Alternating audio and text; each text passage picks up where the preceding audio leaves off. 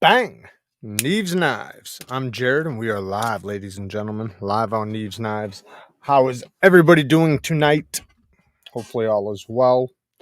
I got my pad set up nice and close to my face so I can read your guys' message without looking down. I got some comments in one of my recent lives. Like, pick your damn head up. Quit looking down, because I can't see unless if I go way down here like this. So, got it right here in my face. So hopefully that person's happy. What's everybody carrying? Let's start off with that. Excuse me. And then we'll move on to a couple of these topics we're going to talk about. I see Premier Mercenary asks what I think about half-breed blades. I haven't had any in. I think they look badass. I don't think there's anything wrong with them. Like from a visual standpoint, I just haven't had any in. The ones that I've seen mostly fixed blades online. And I think, what was it, Pete from Cedric Canada? He did that video. I think it was from them, that big beast folder that he has. That looks pretty badass. But I mean, it's obviously obnoxious. It's something for the outdoors if you want a folding. But see, the way I look at it is, and this isn't always thing, like I have some beefy, big, badass folders. But there does become a line, like, why not just have a fixed blade at that point? If you're I don't know. I guess you might want a folder to put in your backpack because it'll be easier to store when you're hiking. And then, it'll be tough enough for when you get there, like, say, like the 4 Max, right? Something like that. But obviously for EDC, it is too obnoxious. Easiest way to get out the lanyard tube for the PM2. So what you want to do is, the scales are actually stronger than you think. What you want to do is you want to work them. So take off the one scale, pop the pivot out, and then swirl it around. So now you can have one scale like this and one scale like this, and then work it back and forth, and then kind of crank up and back and up and back, and just work it off. They do have a tool for it. If you want to buy a tool, you don't need it. I've never used the tool, but I've seen people use the tool, and the tool looks like it works great. I thought about buying one since I've done so many scale swaps, but you can finesse it off. You just gotta just apply pressure. You feel like you're going to break it, the G10, but the G10 is so much stronger than you can imagine. So just work each side up, like you would any type of cap or, whatever, something that's wedged over something. Smiling Gator says, why is it not? Oh, here we go. Smiling Gator says, I'm currently carrying my Xbox controller. Actually been carrying my Boker Kalashnikov harpoon point. Sweet. Nice. What's up, Mark? Paul says, carrying the Benchmade Super Freak. That's a good one. And we got Benchmade as a topic for tonight, or something specific about them. Matthew says, just got my Oz Machine Company Roosevelt in. Nice. You, after my lotto win, I'm in love. I bet you are. Holy cow. That's awesome. And good for you. Congrats on that. I'm jealous. I am jealous. What's up, Jim? Mike, shout out to Mike Emler. Definitely go and check out his channel. Just got home from getting some tests done on my guts. Hopefully everything went well. Mike's dealing with some issues right now. He might possibly have to have a surgery. So everybody pray for him. Hopefully these tests went well. Thank you, Mark. I appreciate it, man. Thank you, dude. Man, it's mind blowing. And to the patrons, Friday, excuse me, the first giveaway is going up on Friday. So if you're a Patreon, what is it? The Malice button lock, and then 2 other knives. I can't think of the other one. The Civivi starts with a C, I think. Anyways, those are going to you guys, and then we're gonna have the 200K giveaway on Patreon right after that. Talica with the 2 bones. Yes, I did. I got your package right over here, brother. Yes, I do. Thank you for the donation, by the way, man. I appreciate it. Gabriel said, Love my Benchmade Luku. I don't know what that one is. I did recently pick up a new Hogue knife. We're not going to talk too much about it because I don't want to reveal which one it is, but I did pick one up. Got it in today. Concept REDOUBT. And fuck Benchmade. The REDOUBT's a good knife. I like that knife. I got the premium one and the budget version. Both of them are great. I did notice, though, the liner lock version does have a stouter detent over the frame lock version, over the premium version, but both of them are fantastic knives. I like the shape. I like the look, you know. Should compare the Benchmade S90V versus... Wait. What? Where am I at? So this is the problem with this, because now I got to read it from two different places. I see... should compare the Benchmade S90V versus the Benchmade S90V on eBay for $60. Yeah. See how that goes. That's not S90V. That's more like 440C or something. Maybe not even that. Probably like 420HC. And yes, there is Mike Emler. Thank you, Fiend. I appreciate it, man. Too many knockoffs. Well, you know, when you buy them, just make sure they're coming from a reputable place. Even if you're getting from Amazon, you can see right where they're coming from. All my links for Benchmades come from Benchmade. Unless now I can link them from Blade HQ and GP Knives, but but the links for actual Benchmades, when I get them, they all come directly from Benchmade. Oh man, Fiend, thank you, man. Yes, and there is the link to the Patreon if you do want to support the channel and get involved in monthly giveaways of badass stuff. Good evening. Got my JWK Midnight Jack. Nice. You got your Jack Wolves, my brown knives, FSD, and the Protect Godon today. Hell yeah, that's a hell of a carry. Most Benchmade is overpriced. So we're going to talk about that. We're definitely going to talk about that. Carrying my Kaiser Baglighter XL button lock. Now they got the new one, which, they got the new XL, which is not a White Mountain Knives. Was it White Mountain Knives or Knife Center? White Mountain Knives exclusive.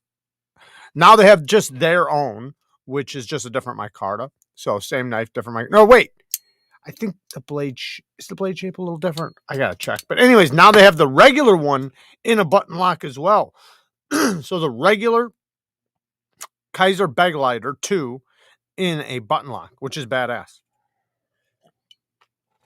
Tell you what, guys, that Tanto, I know it's not released yet. I had to fix the link. Somebody told me I messed up the link earlier, but it doesn't matter. It's not released yet, at least not from the link I have. But that's a good Tanto, man. That's a really good Tanto. That is a Tanto that actually works very, very well for EDC.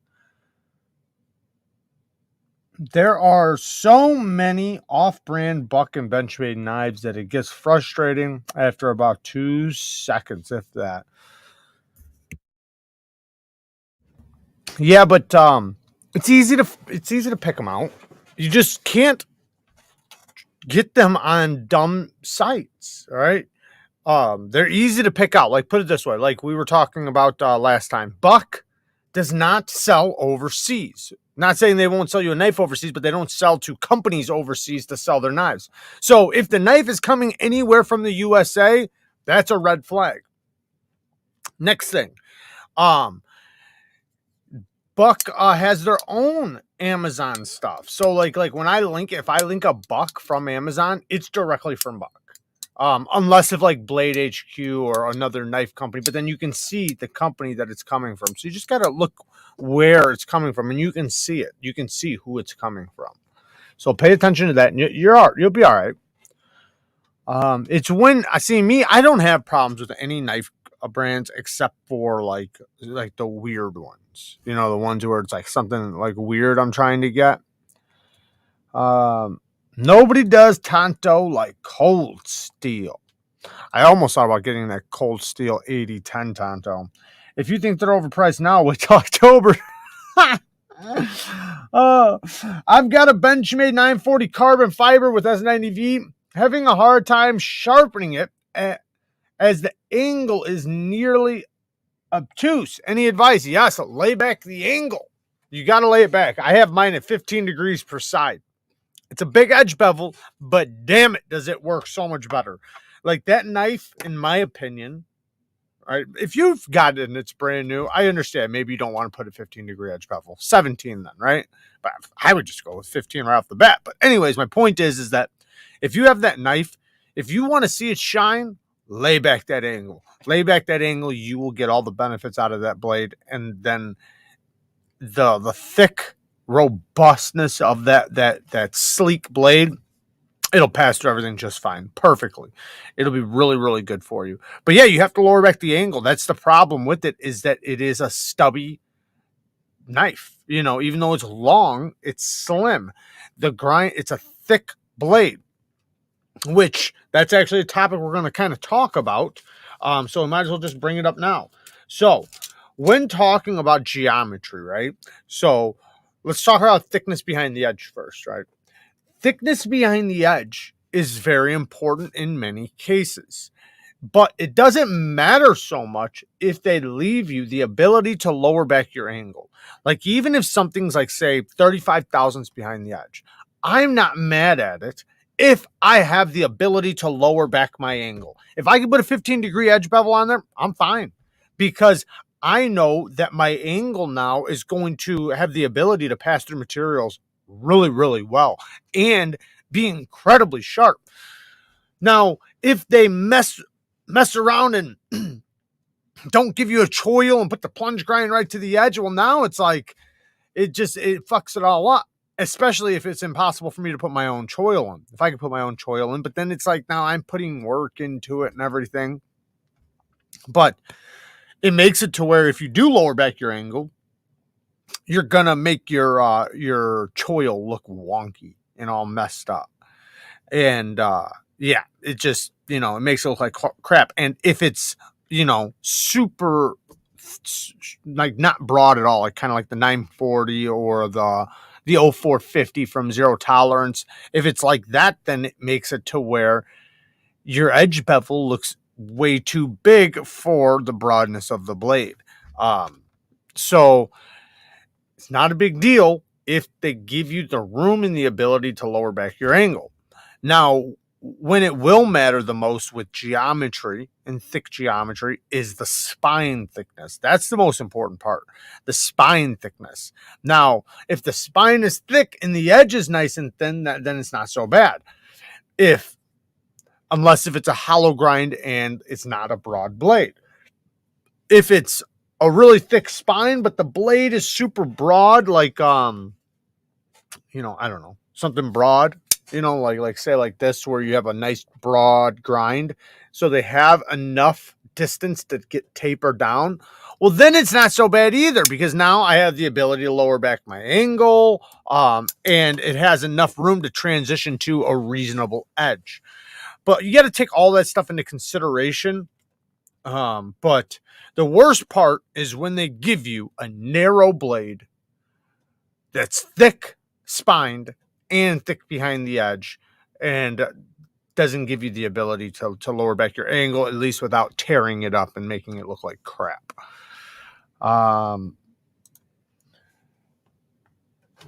Catch up.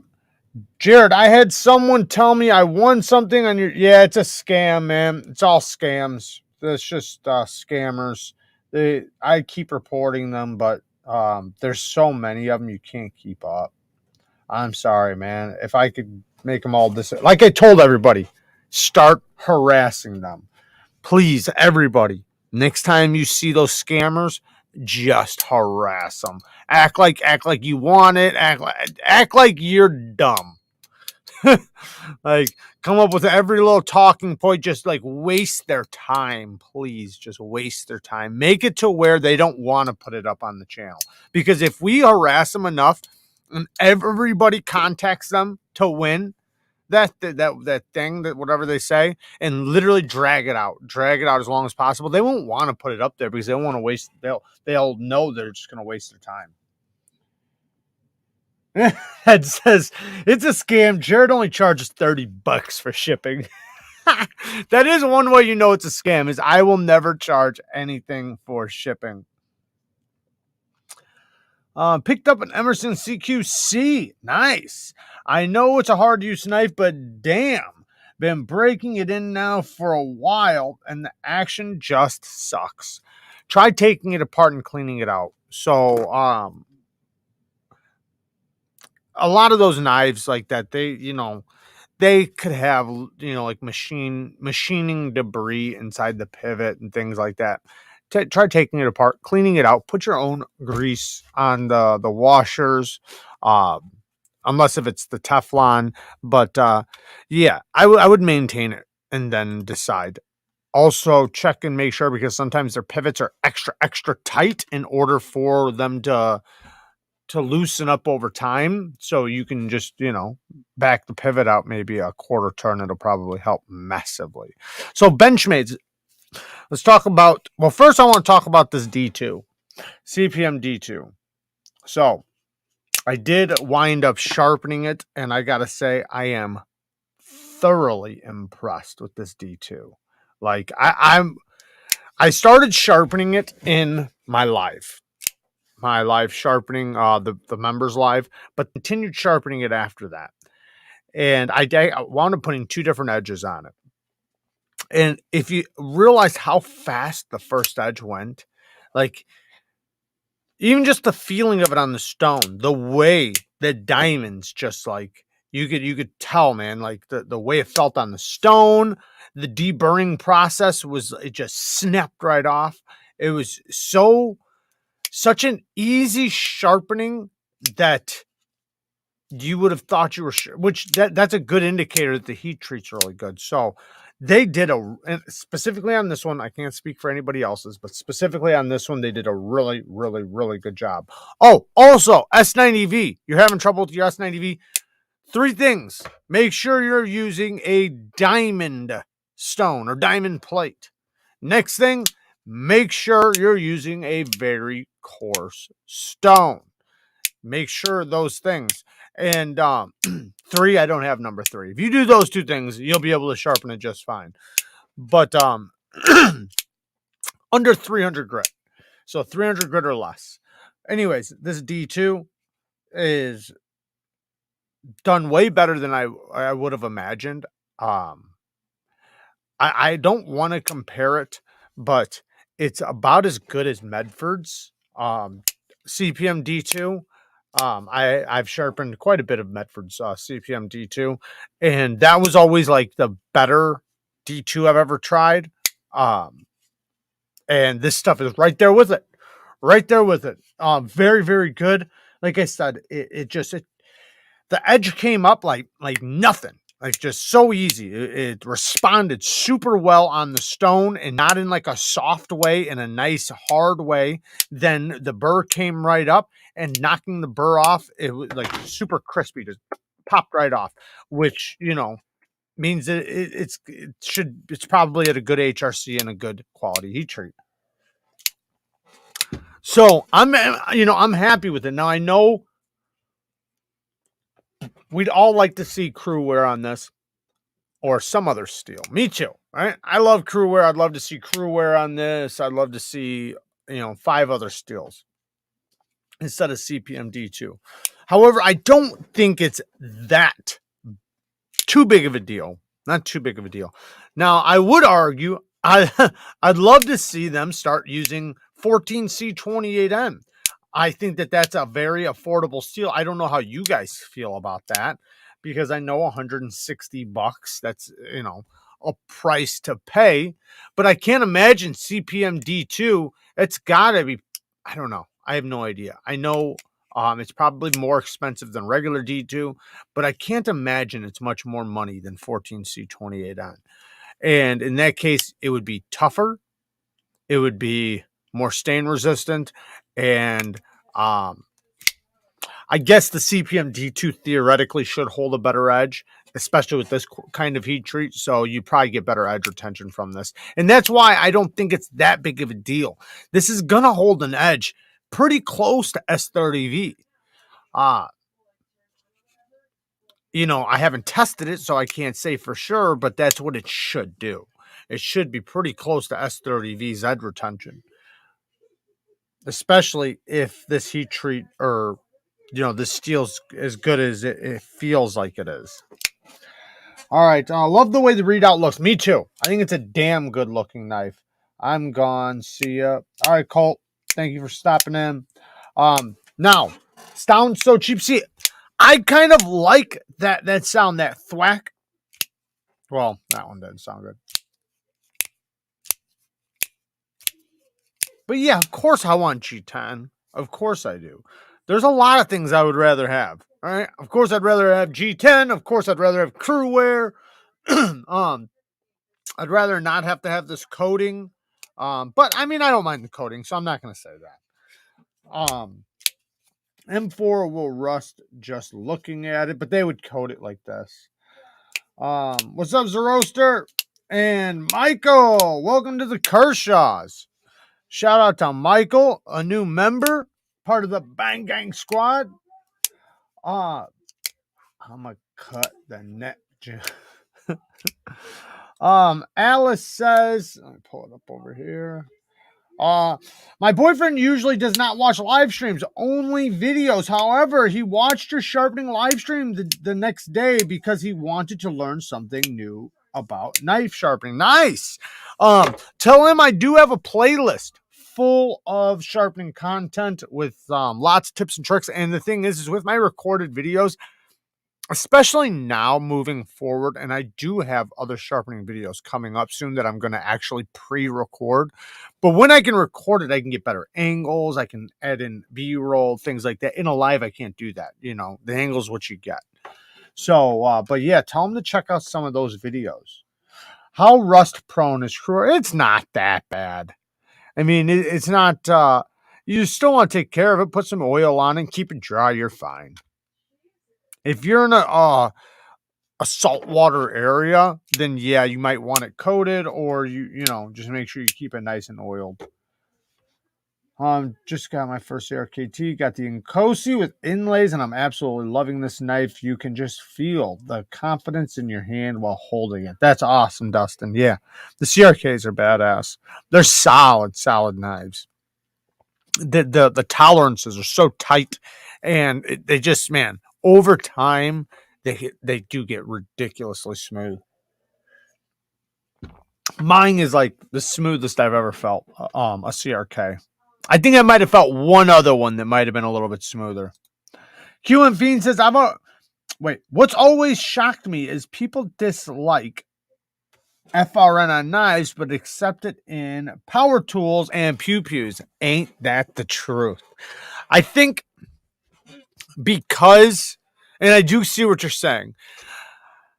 I think because I can't argue that because you say power tools, you know, you use in your hand all day at work. So I guess you're right. Yeah, yeah, you got me. I think with a knife, I think because of these reasons, because it has that history behind it of being somewhat of a barbaric weapon and tool, that you want the most premium materials on it, kind of like, you know, the thought of the difference between a peasant and a king, right? A king's sword would be made out of the best materials on the planet that they could find at the time. A peasant's would be made out of like bronze or something, right? So we want our hand tools, our knives, to be made out of the best things we possibly can. And, you know, it feels good. Sometimes it's good to have these type of materials, though, because these type of materials, it's a shock proof. You could drop it, throw it across the ground. It's not going to scratch, chip, break, or anything like that. It's just a tough tool. And that there is a beauty to that too. That is one thing we can't overlook. You know, there is something beautiful about an FRN or G10 as far as tools go, right? When it's for the job site, when it's for work, when you don't want to have to worry about dropping it off of a ladder or something like that.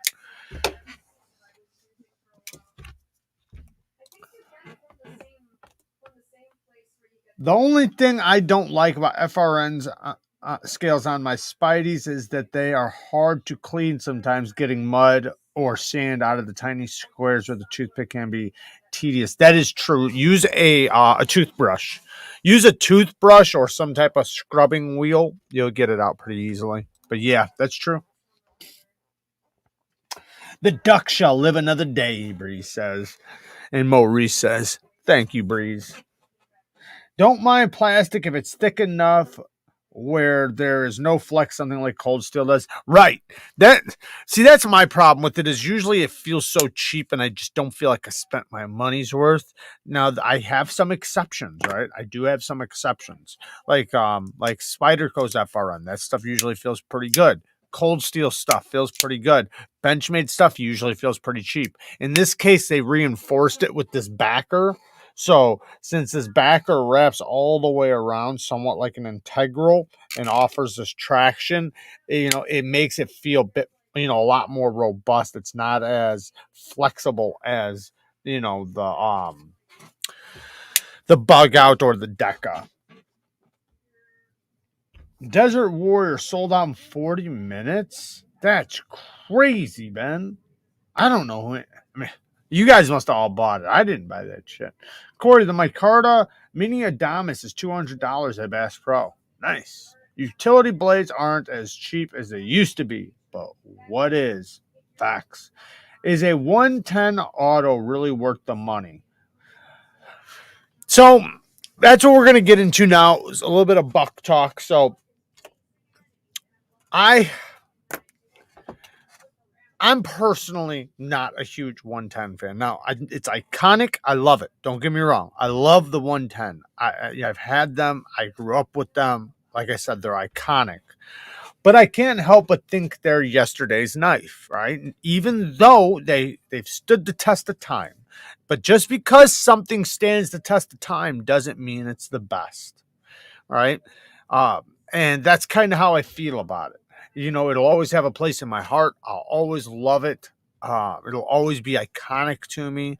It'll always look tough in my eyes because it is a badass. It's held up through years. And I mean, grandpas have passed it down to their children and grandchildren. And I respect it. It's just not my style of knife. I prefer a more modern style knife. But I do think that for what they're asking in many cases, it is a bit too much. Not Maurice with the 5 bones. Thank you, Maurice. I appreciate it, man. Thank you so much. But the Buck 110, I'm not saying it's too much money or anything, but for me, right? Since if it was something I adored and I loved, then no, it's fine. It's got a great heat treat. You can get it in S30V now. It has lots of different options, but personally for me, I just, it's not my style. So Jeremiah with the 10 bones. Thank you, man. Yo, what's up, Jared? How's your day? I'm just chilling and flipping my new Nimble T. And I got 2 other pre-orders on the way also. I love them because the maker is not too far from me. That's awesome. That's sweet. That's nice when you can be close to the makers, especially if you ever have anything happen. Todd, thank you so much. I appreciate it, man. Todd always leaves me the best comments. He helps me so much with the algorithm. When you leave comments like that, that person is liking the video. Thank you, Todd. I appreciate all the support always. And because of people like you, we have made it to 200K. And it's crazy. It's so crazy to me. I'm loving it. I'm absolutely ecstatic. So we're going to have to throw a party here soon, a 200K party. Not tonight, obviously, but we will definitely throw something because sometimes the reason why I'm not doing it is because they could take 3,000 followers from me tomorrow. That's usually how it goes when you hit mile markers. So I'm going to wait and make sure nothing's going to happen. Because I remember when I hit 100K, they took 2,000 from me right after. When you sit there and watch it, and then it's then you have to watch yourself creep back up there. Oh no, it was 150 when they took the 2,000. Anyways, the Buck. So if you guys don't know, the Buck Sprint Pro this little guy, comes in a few different options. I have it linked in the description along with a bunch of other stuff. This has a detent system similar to what the hell is it called? The oh man, I can't even think. The nub. What the hell's that guy's name? The detent nub system. It's very similar to that. So because of that, in my opinion, it's the best action I've ever felt from a buck. Now, the Buck Marksman was really good as well, but that used a system that was designed. Hey, Joe's in here. Steel Forged and Fire. Shout out to Joe. For your 200K, I'm sending you something sweet to play with, dude. I can't wait, man. I'm excited. Thank you, man. I appreciate it. But the Hawk, the G&G Hawk, what was it called? The strong locking system is what it was called. And that is what was on the Marksman. Now, that had really good action, and you could tune it and make it your strength or the strength you want. You could damn near turn it into a fixed blade, but they discontinued it. Why? I don't know. They shouldn't have. Metallica with the 2 bones. What'd you think of the ZT? I haven't opened it yet, man. It's still in the box over here next to me. I have not opened it yet. I will let you know right when I open it. I still got it all packaged up. But I'll let you know. The detent nub system, though, the best detent I have ever felt on a buck, because the Sharp by Design's Brian Nadeau. The Brian Nadeau detent nub. That's what's on here. So it is super snappy. Now, I did take it apart. It had like some white grease stuff in here that was making the action slow. So after messing with it or cleaning it, it did, which I'm very happy about. It came apart really easily, went back together very easily, not a problem, and the action only got better. Now, because of that, it actually has a detent, which a lot of bucks, we already know, don't really have. A lot of bucks, they suck. They're stuck in the past, and they want you to have to go like this and then flip it out like that. I don't know. Maybe that's what they want, maybe not. But this, in my opinion, is a huge step for buck. Now, do you guys think buck is headed in the right direction? Or do you think that this is just a thing that they did? Because like the Marksman, if you guys remember, when the Buck Marksman came out, I literally thought, here we go. Buck's about to start killing it. They're coming out swinging. I was ready. Like, Buck's going to be coming out with something new every couple months, something badass. It's going to be amazing. They're linking up with these other people and blah, blah, blah. That's what I thought. I had like this whole thought process of where Buck was going, and I couldn't help but get excited about it. That's kind of what happened here with this thing, because this knife, that's not this version. So the Buck Sprint? Because they have multiple different versions of this. I didn't like it. I thought it sucked. Now this version with this hollow ground spay point blade has a nice mean look to it. It also comes in another version. It also has this same blade shape with brown micarta, and I think they even have a Magna Cut version, or maybe it's S45. I don't remember. Anyways, but they have a few different versions of this. Ball bearing action. Yes, it's steel bearings. I don't know when they'll ever turn around and start using fucking ceramic like the rest of the world in 2022. Roaster with the 5 bones. Jared, have you tried any of GP Knives exclusive Bradford 3 Guardians and Rex 45 or Vanadius 4E? Also, congrats on the 201K. 201, baby. Hard work pays off. Love y'all. Thank you, man. Love you too. And no, I have not.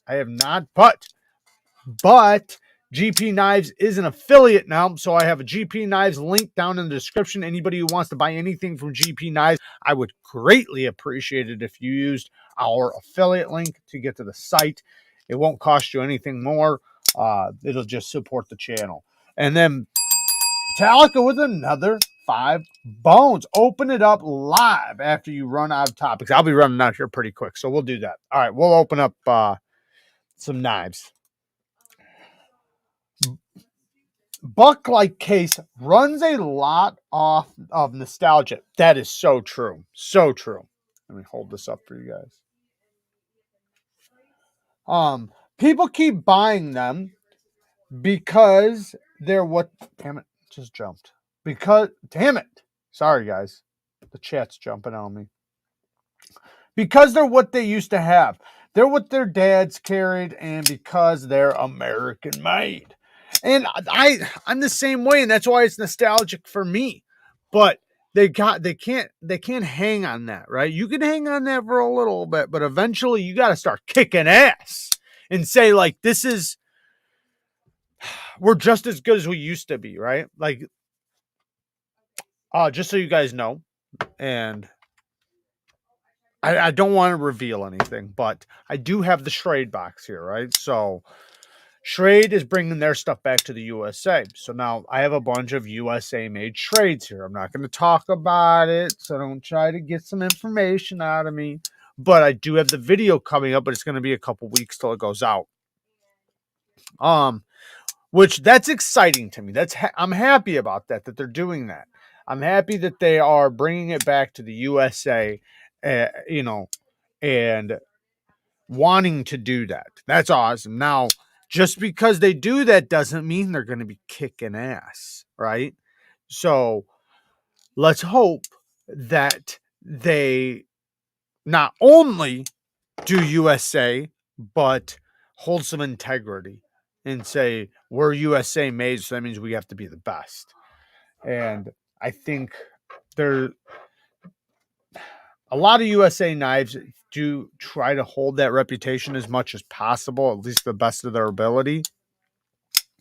But some don't. And like most Bucks, not all, but most that I try have that feeling where it's just like they feel like they're from the 90s.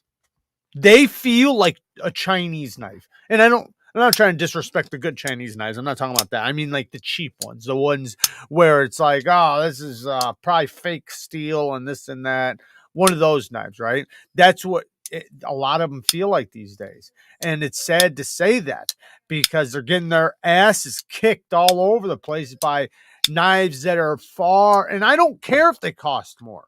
So don't take me wrong. I understand they're going to cost more, but you can't be $150 and be worse than a $20 knife from an overseas company. Come on. Okay, I read that one. Okay, I got to catch up. Sorry, guys. Todd says, Buck has always made good products, but are currently behind the times. Kind of resting on their laurels a bit too much. Hopefully they make a turnaround. Yeah, I agree. And that's why this makes me excited for them. Because they're doing the detent nub system, which is... Jared, hit me up on any USA info on that knife. You know I get down with America. All right, brother. Well, this one is obviously USA made. It's Buck. And it uses the detent nub system, S30V. Like I said, the best detent I have felt from a Buck knife. Super snappy, especially with the push button. It kicks. It feels like it's assisted.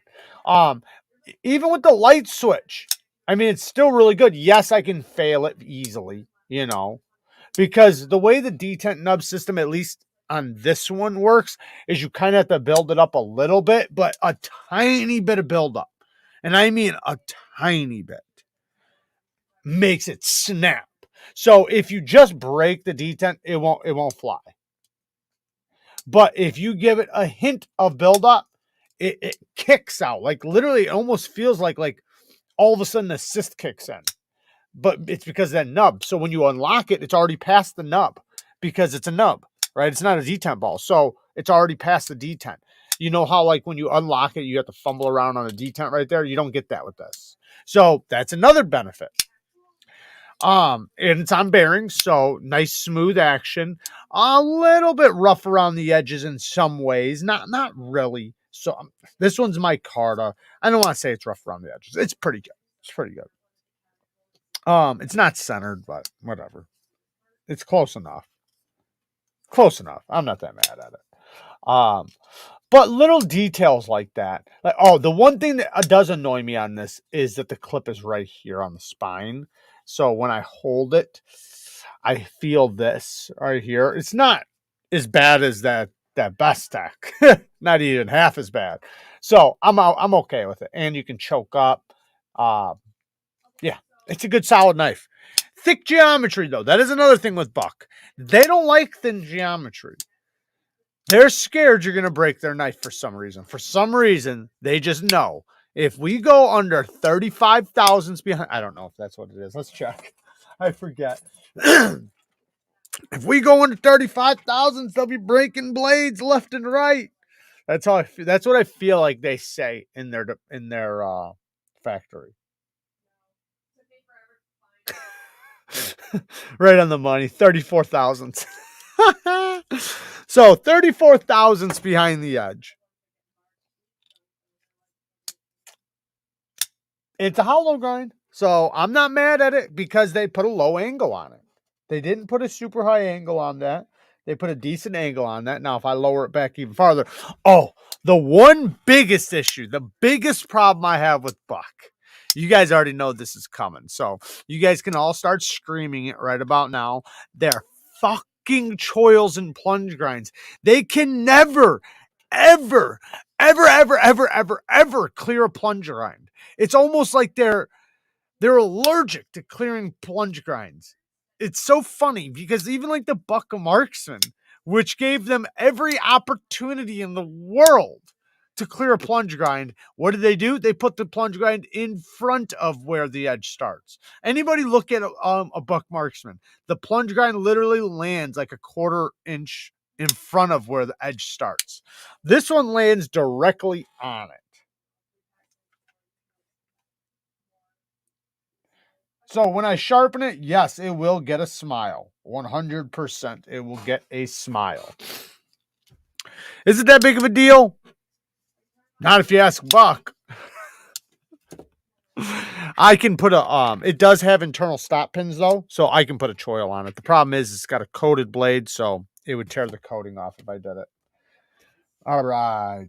I just ordered a 550 Griptilian. How crappy are those plastic scales? Should I swap them out for something? I actually have some micarta scales coming for mine, but I kind of like it. Listen to this. They thwack, man. That's what I love about them. They thwack. Some people don't like it, but listen to this.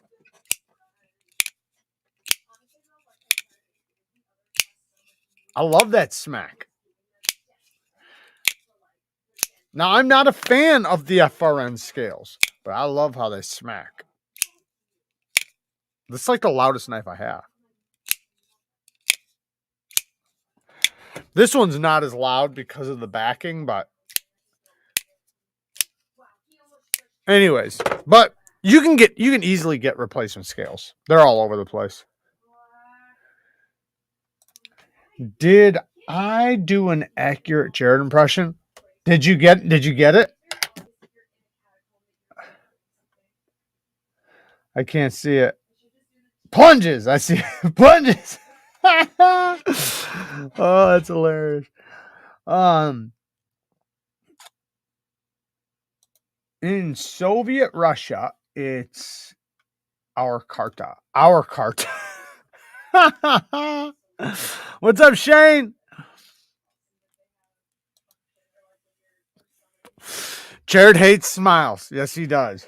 Well, it sucks because one reason why, it's not just because of the way it looks. It looks ugly, yes. And I don't want to sharpen something and then make it look ugly. It's always fixable as long as they don't put a stop pin in the way or something in the way, right? But where it hurts is when if they do it a really bad way where they put the end of the plunge grind in front of where the edge starts, it lifts your edge up off the stone when you're trying to sharpen it. So what winds up happening is it makes it difficult to even sharpen it there. It makes it to where now I have to remove sometimes 2 edges off of the first edge just to line it up because it's so much thicker there and it lifts off the stone. Or what I can do is just sharpen it and just let that part be and then sharpen and that's sometimes a lot of times what I do. I'll just say, leave that alone, sharpen as much as I can, and get the rest of it on the next edge. Because it's like, why would I want to sacrifice a whole other sharpening's worth of steel just to hit a little part like this big? It doesn't make sense. I love the sound of my Cryptilian. Bang, bang. Yeah, I do too. I heard other people saying how they don't like it. I love it. I love it. Fuck what you think. I did sharpen up my I actually made a short on it too. I did sharpen up this Big Daddy right here. It is so sharp. Maybe it won't come up. It's so damn sharp, man. They do a good job with these with the heat treat. Same thing with my Aluris. These knives, man, they're so good. I love them. This is my 2 favorite Ferrum Forges.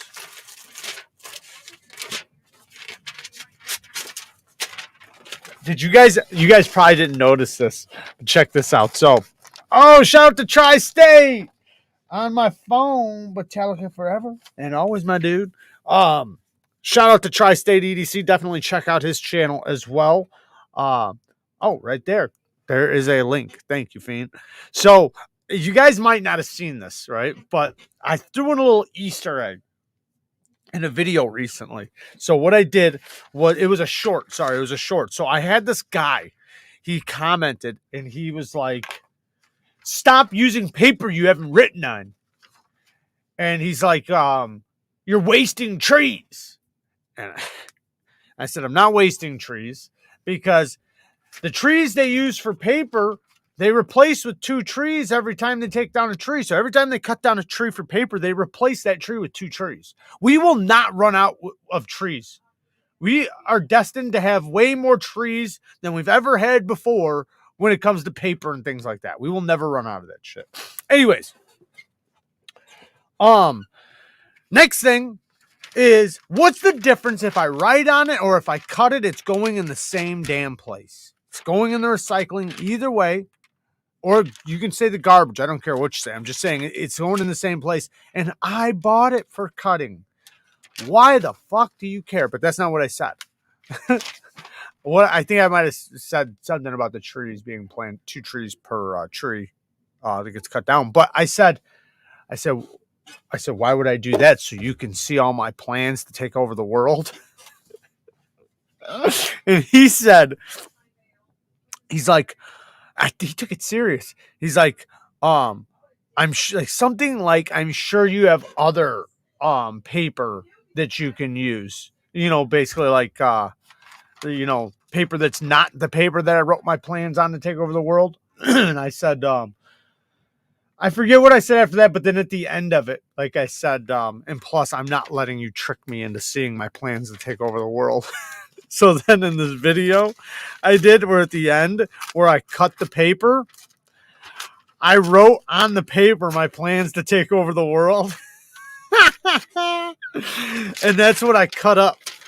Where's the knife I was going to cut with?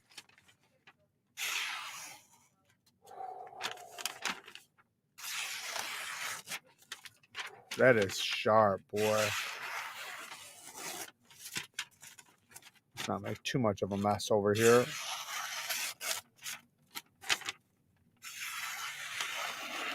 Who wants their name drawn? Who wants their name drawn? That was Metallica. Let's open up Metallica's box. All right.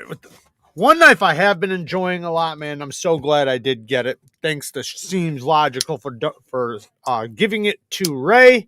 And then I bought it from Ray, and I was able to help him out. So, love the Kapara.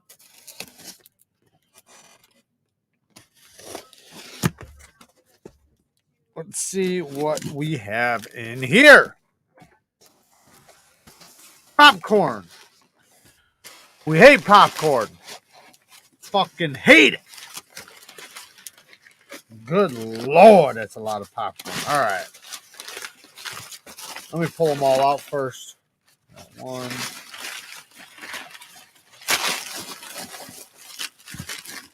Give me 2 seconds, guys. 2.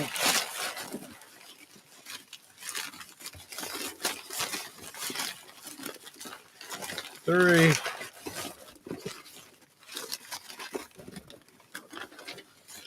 Save the note for later.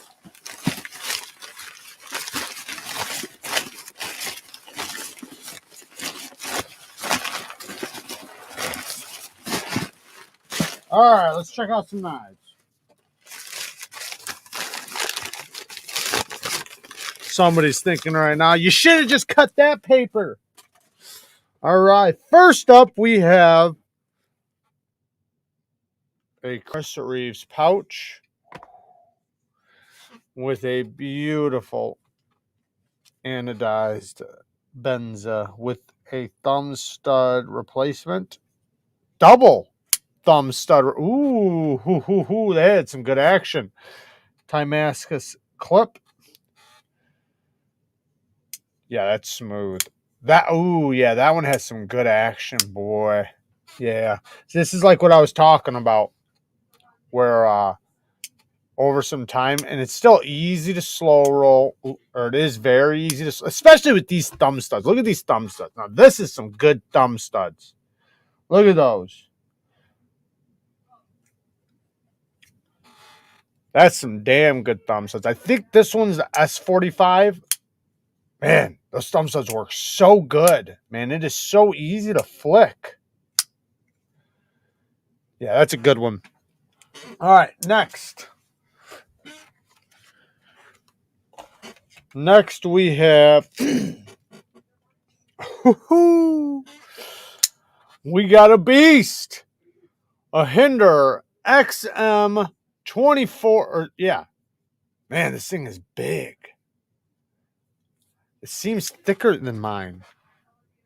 Let me grab mine.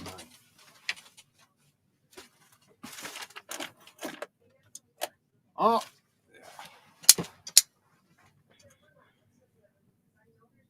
I guess it's the same. Shout out to Mr. Amazing. My favorite one is the sheep's foot one. This one is the Bowie blade with a hollow regrind from BGM Knives. It is a thin hollow grind, very thin. Amazing ergos, full titanium. Clip point blade, clip point Bowie style blade. Let's get to the next one. We want to get to this ZT that he was talking about. Ooh, and now we got the Shaman in M4. He's got the same play I do. Shaman in M4, and is this green micarta? Green micarta?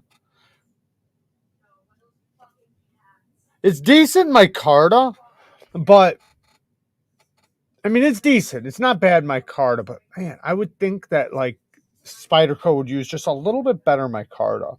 I'm not saying it's bad. It's good, but it's not like this stuff.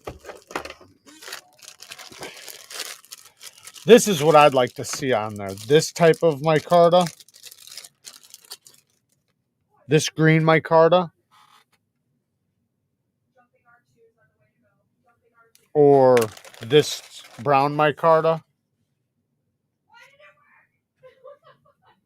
Come on, focus. That would be sweet. Now, I know this one's got oils picked up, so it probably looked more like that before. It's still good micarta. Better than most. I'm just saying, you know, coming from Spyderco, USA made, all the good stuff, I would just think you'd be able to see a little bit more fibers in it, even after it's aged up. But very cool. Great action on this one. Great detent from Flipping Action's good. Super comfortable. M4 is the shit. You gotta love M4. And then last, this must be the ZT, and here she is. This kind of reminds me of an Emerson. Ooh, ooh, that is so smooth. What is that on? Teflon? Nope, it's on phosphor bronze. This is so smooth. Man, you need to get jimping added here. This would be such an easy one to... Look at that. Look how easy that is to front flip. Super stupid easy. Is that made to be that? Is that supposed to be a front flipper? I don't even know, but it is. I mean, a very easy one too. Like it's meant to be. You got a chip tip. 20 CV.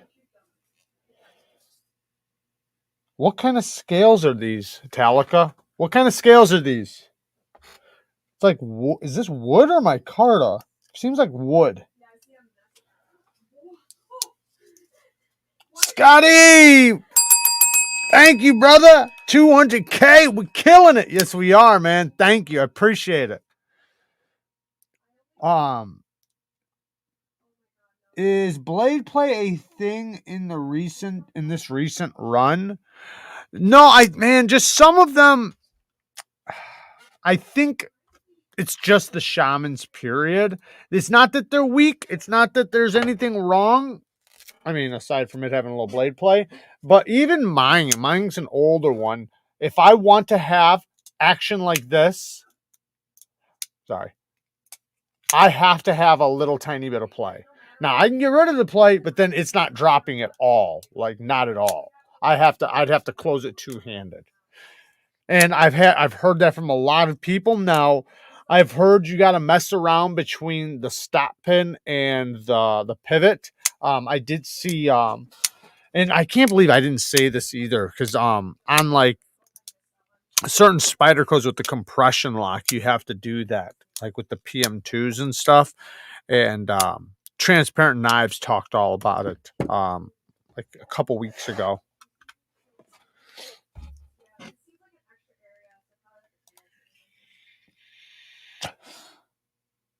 Fat Pee-Pee Squad.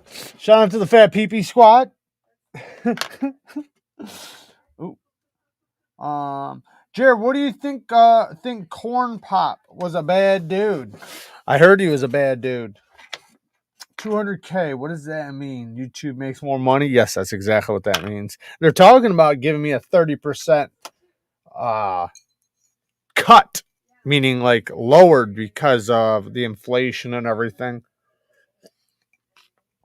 They're saying advertisers are not going to want to advertise and things like that, so everybody doing like YouTube stuff is probably going to wind up taking like a huge cut over the next year or so, a couple years, I don't know. It sucks big time. Why does every movie use Spyderco? Are they supposed to be scary? I think it's because people that know, I think because they ask, we want a real knife. That's what they kind of say. Like, we want to use a knife, like a real knife. What would this type of person use? And the people say a Spyderco, so that's what they go for. I think that's like the thought behind it. This thing is so smooth. I like this thing a lot. Like a lot. Super neutral ergos. Clip point, straight clip point blade. Thick geometry for sure. That's ZT for you. But it is so smooth. Even the thumb disc, it works great. This is an example of where a thumb disc works. Great jimping. Good access to the lock bar. Almost centered. The machining's really good. Steel lock bar insert. That's a beautiful knife. I'm still wondering if this is wood or micarta, though. Talica, ZT has aftermarket micarta scales. Gotcha. Thank you for the 5 bones. I was looking for your comment. You didn't have to donate. I was trying to find it. It seems like wood, but I guess it makes sense. You guys can take a close look at it.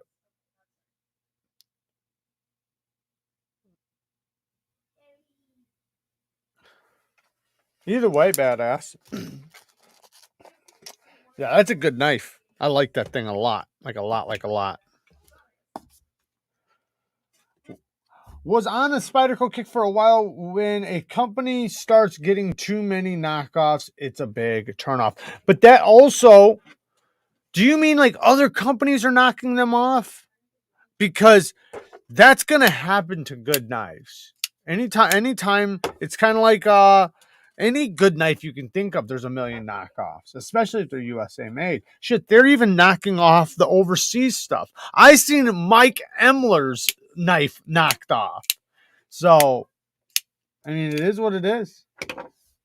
Nothing we can do about it. Neevesknives has got a nice voice. Thank you, man. Pleasant to find out about knives.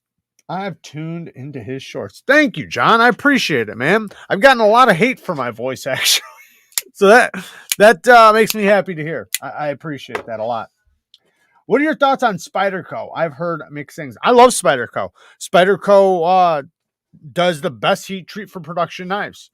If you're talking about production knives specifically, obviously custom heat treats are going to be different, but if you're talking about production knives, they do the best heat treats. Their shit is so good. You just can't, like, companies can't compete with their heat treats, so that gives them a leg up. If you want to feel what blank steel when it's good or when it's done right, try a Spyderco because they do it right. They have their issues here and there, but they're great. They're great. Locked up, solid, tough knives, good knives. They're the only company using more than 20 different steels. Shit, most companies don't use more than 3 steels. So, hey, Kevin, thank you, man. Shout out to Kevin. Definitely go. And if you guys didn't see it, I posted the video, the first impressions on his knife design, the Ari. I actually have it right here. Go and watch that video if you haven't seen it. This is a badass knife. I mean, a badass knife. And, ooh, I got schmuck all over from using it. S90V. It is OEM'd by QSP. They did a hell of a job. You guys know QSP's been just flexing like crazy lately, especially on OEM stuff. Comes in 4 different versions. Go and watch that video and then follow him on Instagram and his website so you can stay tuned with when this pre-order drops. I think it's mid-September it'll be dropping. Maybe one of the moderators can pull his link up. Thank you for the donation again. Maybe one of the moderators can pull his link up on Instagram so that people can go and follow him on Instagram and keep up with what he's doing. Capitalism, baby. In celebration of the 200K, the first viewer to donate $50 will be matched. Fiend, you don't have to do that, man. I appreciate it. You don't have to do that. You do enough work, man. Thank you, though. I didn't have one Spyderco last year and have 7 now. That's how it starts.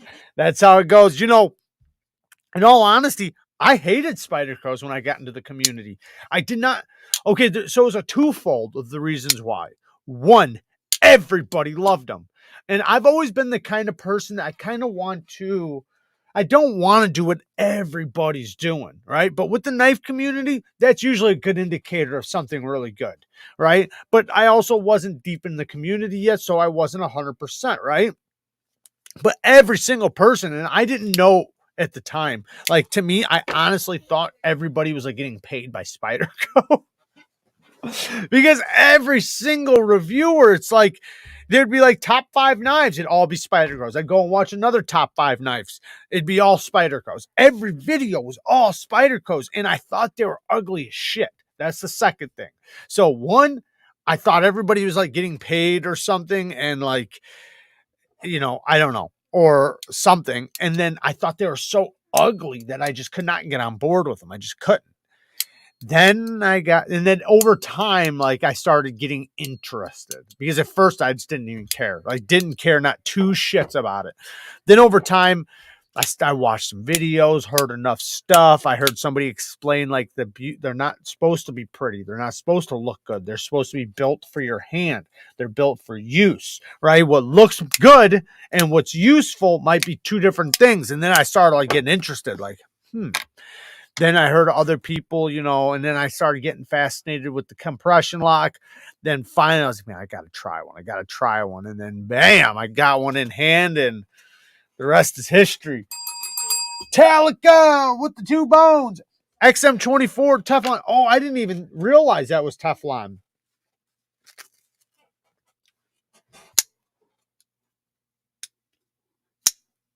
Yeah, the one beautiful thing with Teflon is that when it's broken in and it's they're nice and smooth, they're damn near as smooth as bearings, but they do have a more solid feel. Like if you look at mine's on bearings, and it's just like it's a guillotine, which I love.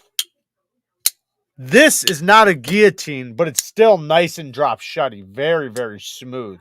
So it has a nice controlled feel to it. I like it. It has a very solid, frictionless feel to it, which I enjoy. So with this, it's almost so smooth that you can feel its bearings rolling. This is like a luxurious smoothness, which I do appreciate it. I do appreciate it. I've always said this, man. Some of the smoothest action I've ever felt was from Teflon washers. Edward with the 2 bones. Hey, everyone. How's it going? Custom EDC Knives. Thank you for the 2 bones, man. I appreciate it. Does anyone hate the FRN material on Hogue knives? Yes. I'll say this, that Hogue deck I have right now, I do not like that FRN. I prefer this FRN over that FRN. It's just too light and too. I mean, I can flex it to death. Like I don't mind it being light as long as it has a tough feel to it. That doesn't have that to me. So now that's the only one I've tried like that. So I can't speak for all their FRN, but specifically on the Hogue deck, yeah, I don't like it. Yeah, I mean, Spyderco kills it, man. The Delica is still my go-to. Perfect size for what I need most days. Yeah, the Delica, that's another one, man. I didn't try. I was like the last person to ever try a Delica, and now I love it. But that's how it goes. That's only 3 days off Teflon? Yeah, that's nice and smooth. Is it dry? Did you run them dry? Later, Gabriel. Thank you for joining, man. I appreciate it. Germany gets all the glory, I suppose, but what about other European countries, and don't the British have any good companies? I don't know. I haven't heard. Maybe for slip joints, but I don't know. Let me catch up. Sure we didn't miss nothing. All right, I'm caught up. Hey, Zeroaster! We got a member for 2 months, man. Thank you for being a member for 2 months, man. I appreciate it. Shout out to you. Most German companies are actually leaving Germany. I did not know that. Can you help me verify something? Can I send on Instagram? I think Spyderco is starting to use hardware on their Mannix lightweights. Yes, that's actually true. I heard that recently that they switched, instead of using the pins, they're using hardware. So that's a good thing. I'm very happy about that because I'm always bitching about that's the one reason why you would want the G10. Now, whether or not, this is something I don't know, is if you can get scales for it. I doubt it.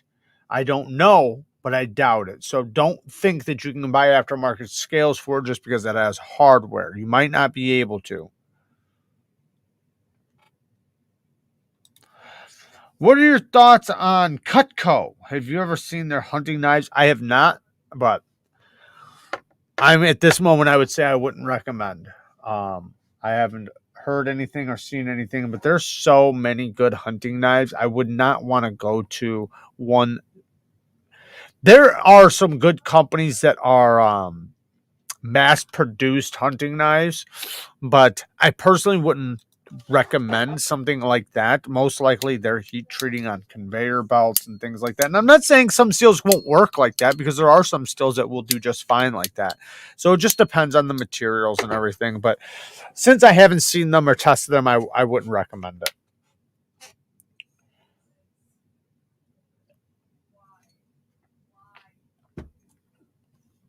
Carried the Altus today. Still a banger. Hear me out. Spyderco heat treats, Kaiser's action, SC warranty, and Benchmade's ergos. Bang!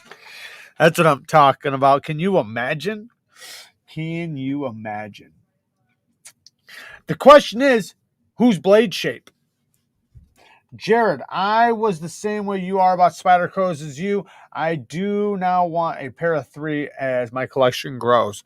Yeah, I think once you try one, because the one good thing about the Spyderco is just how they last, man. They just keep going and going and going and going, where other knives will start getting lock stick and this and that and blah, blah, blah. The Spydercos, man, it just winds up being a knife that when you're walking out the door, it's an easy to grab knife. And when you do that over and over and over and over and over, you grow to appreciate those knives. And then you get a bond with it. And then when you see other Spyderco knives, you start thinking like, I didn't think this one was going to be that good, and I love it. I bet you I could get the same bond with that one. And that's the way Spydercos are, man. They're easy to bond with. Thoughts on the Magnica Deca? That will be coming very soon. I got a full video on that coming. So I can't reveal anything yet, but it will be coming very soon. I actually have... and I can't talk too much about it because I have a cut test coming up. I have a mountain.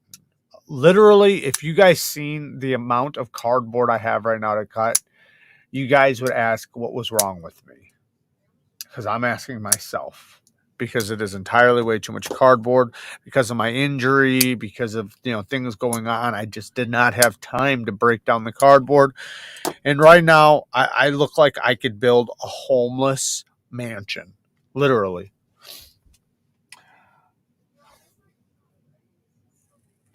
Although the Spyderco China and Bird line are largely clips now. Yeah, I don't really buy those ones. So I always buy like the Taiwan, USA, or Japanese ones. I stay away from the Chinese ones. Not that I think there's something like they're made by San Remnu. So yeah, man, always grab my Maximate PM3 for work. Well said, Jared. Spyderco does solid stuff by default, right? And they're not the prettiest.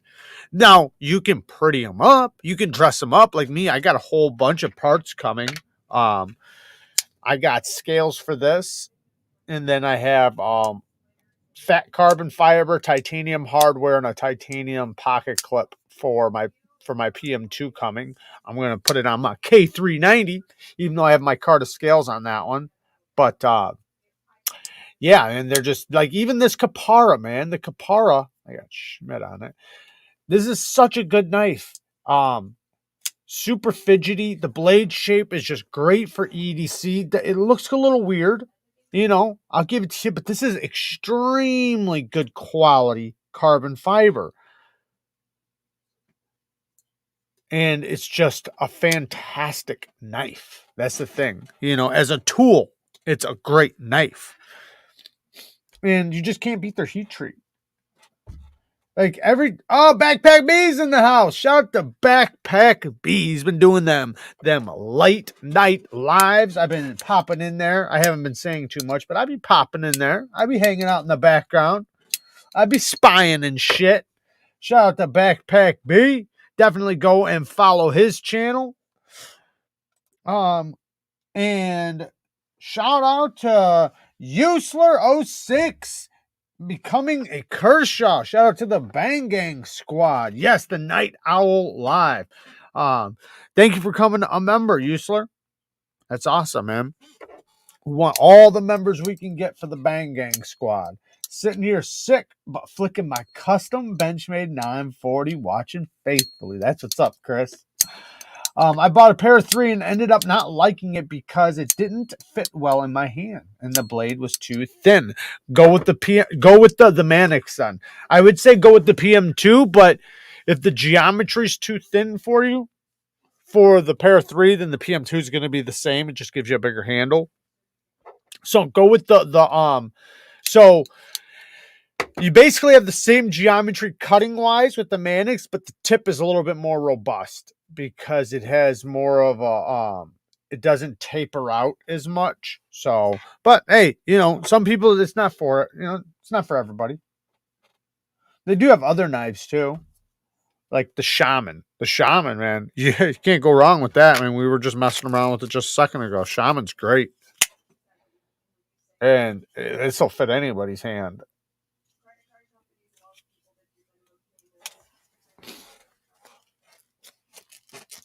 I want to get pair of 3 and do the skinny mod on the scales.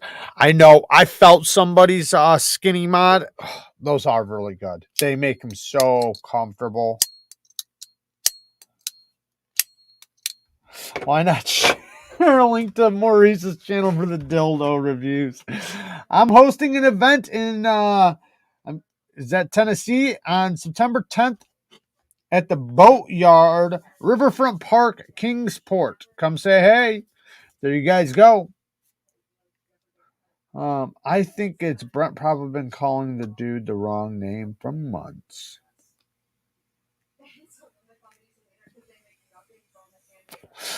Who was not impressed with the Shaman? It has so much hype, but didn't live up to it for me. Not everything's always. That's the thing. Is personally for me, like I've had that too, where something just did not live up to the hype. The hype was just way big. Now there's been a dozen times where I got the knife in hand, and because of the hype, when I first got it in hand, I was just like, it's whatever. And because of that experience of the hype and me not being impressed right off the bat, I thought I didn't like it. But after a few months of me owning it, carrying it, sharpening it, using it, then I start noticing and seeing what everybody else adores. I start seeing, how good the clip works, how good the action is, and not necessarily the action, but like how good the blade shape is or how good the heat treat is, and just like little details about the knife. And then over time, I grow to love something. And I think sometimes when your love is grown for that particular thing, that's when you really appreciate it. Because there's been many times where I love something off the bat. Like it impresses the shit out of me and I just love it. But then over time, it's not something that winds up in the pocket. Like I loved it at first. Like it was great. But then over time, like I didn't carry it as much for whatever reason. I didn't sharpen it, like because I wasn't using it. So I didn't wind up growing those little things that I would have with a knife that I would have been carrying more. And then I'll try to force myself to carry it, but then I wind up switching it out for something. And it just the connection never winds up being there. And then even though it's a great knife and I still think it's awesome and everything else, it just doesn't wind up being one of those knives that I can passionately say is amazing.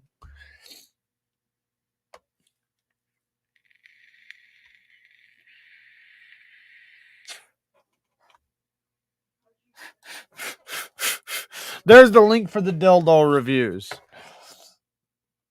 Make sure you give him a thumbs up.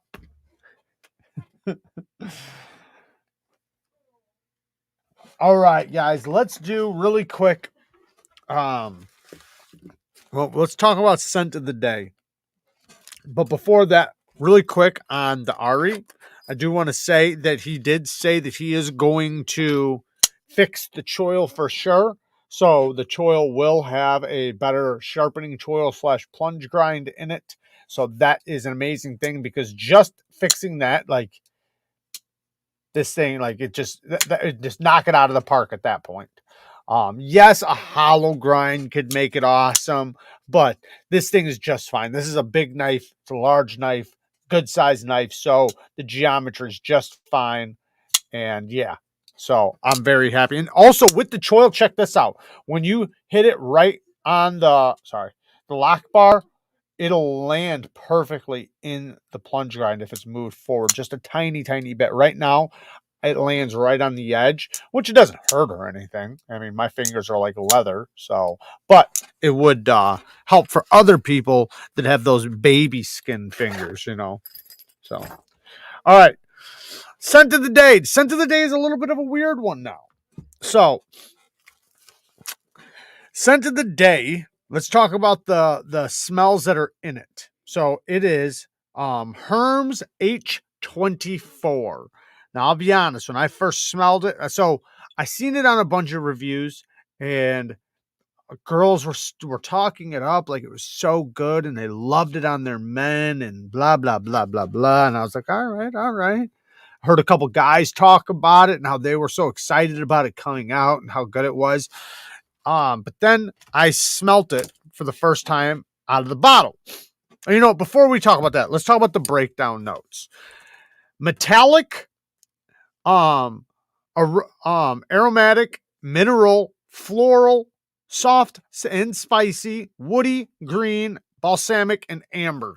So I know that already sounds weird, right? So right off the bat, when I got it, I smelt it and it reminded me of bathroom cleaner. Literally reminded me of like what you would think of as tile cleaner. Then I smelt it in the air, right? I sprayed it in the air and it smells like well, the first smell I got was like bananas. I know it's weird. And I thought it was, at that time, I literally thought it was a molecule scent or something. Like, this must be a molecule scent because it smells just like bananas. Like green bananas, like not so ripe banana. But then when you put it on your skin, which this is why it's completely different. You can't smell it out of the bottle. You can't smell it on the spray strip. You have to actually smell it on your skin. Which you'll get,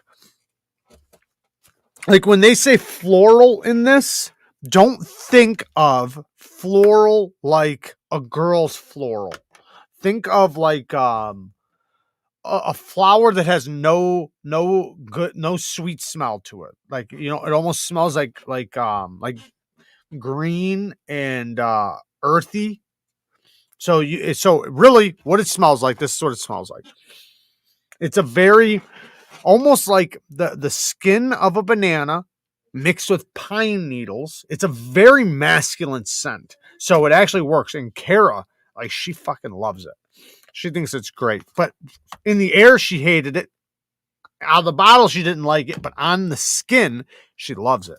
So, like, it does have a greenery, a green smell, an earthy smell. Smells like wood. Like, you get like a hint of banana skin, wood, pine needles. Literally, like think of yourself bending over and smelling a flower that doesn't have like that sweet rose smell or like flower smell, where like it just smells like kind of like its branch or something. If you guys can follow me here, where when you smell a flower but it's not sweet or anything like that, it just smells like plant. It kind of smells like that. So, which on a man, right, when you spray it on, it brings out somewhat of like a pine needle, earthy, woodsy smell. It's not really sweet. I mean, it does have, when you read the smells on it, it does say sweet in it, and like that soft and spicy. I don't smell any soft and spicy anything. But it does have, like I said, it's a green smell. But it is pretty good when you wear it, when you actually wear it. In the sun, it really brings out the pine needle smell.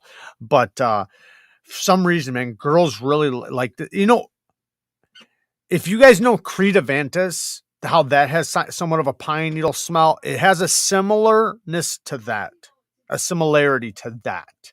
without being the same scent. So it's not like a knockoff or anything, but a similarity to that. So, which you either love or you hate. And I think for a lot of guys, it could be a scent that not only they will love, but their women would love on them, because it is a masculine smell. It is like I said, like a woodsy, earthy slash a little bit, I guess, a tiny bit of sweetness, but you're not going to think that. You're not going to think that. It's going to take a while for you to realize that.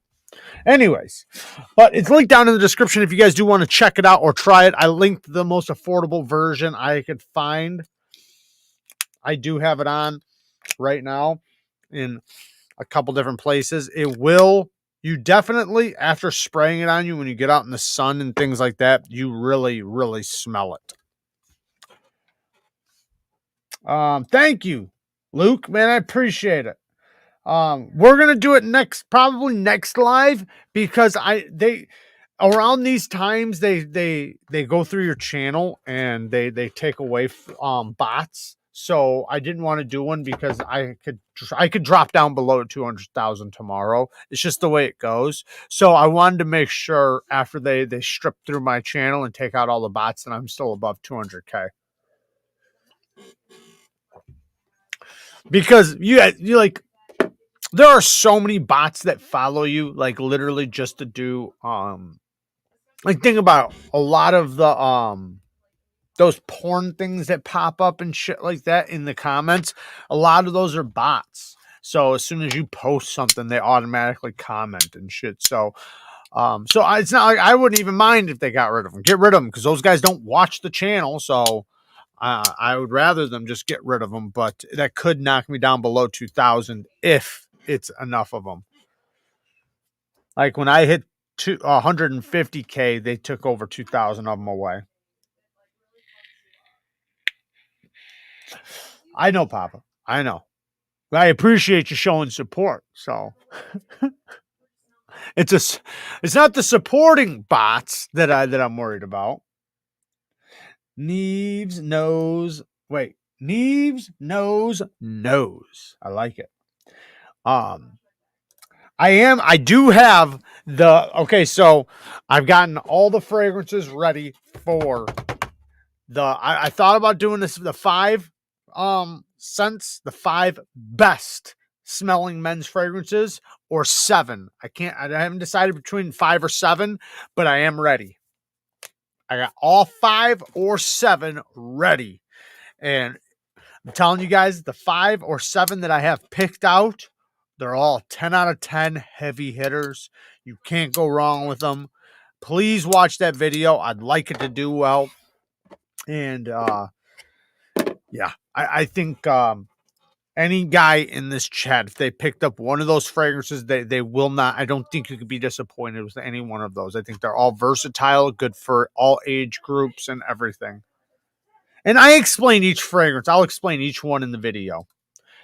Hey guys, I want to buy a 940-1, but I live in Germany. I fear the quality control of Benchmade. Any tips? Just get it from Benchmade, or get it from a reputable dealer. As long as you get it from reputable dealers, you'll be fine.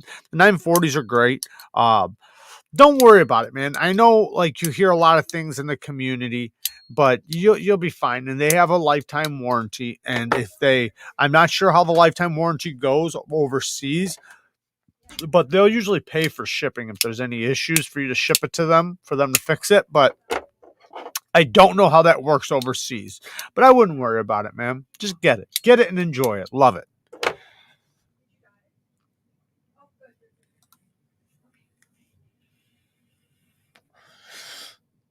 That's not made up. That's the truth. Yeah, that's the truth. He likes, what is it? I think his favorite one is Victoria's Secrets. Yeah. He loves his Victoria's Secrets perfumes. Word on the street is that's actually what he uses for his beard oil. 5 sprays Victoria's Secrets perfume. Jared Neve always types in caps. I'm trying to work on that though, guys. I'm working on that. If you guys haven't noticed, my titles lately they've been worked on a little bit. That wasn't Kara. That was me. Now, I'm not saying that I'm just going to quit cold turkey or anything, but I'm warming up to it, all right? I'm cutting back. Let's just say I'm cutting back. I'm doing my best. Mike Elmer likes a lot worse than that. He apparently has a sticky head too. That is true. That is very true. Yes. I'm sure we all know why it's sticky. I don't think we need to explain in fine detail, but yes, his head is very sticky. Finally, just got my 940 back. Had them put in a coated blade and got my Omega springs replaced. Nice. The one thing with Omega springs is you can just buy them off of Etsy. So you can either buy memory wire and just make them yourself, or two, get them pre-made from Etsy for $6 a pair. So you can buy like 2 or 3 pairs, just have them laying around if you are worried about that.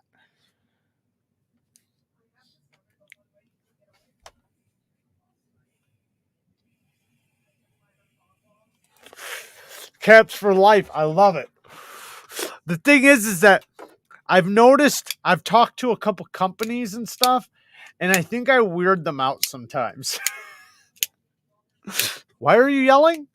And I'm always like, I'm not yelling. And I put an exclamation point at the end so it really makes it look like I'm not yelling.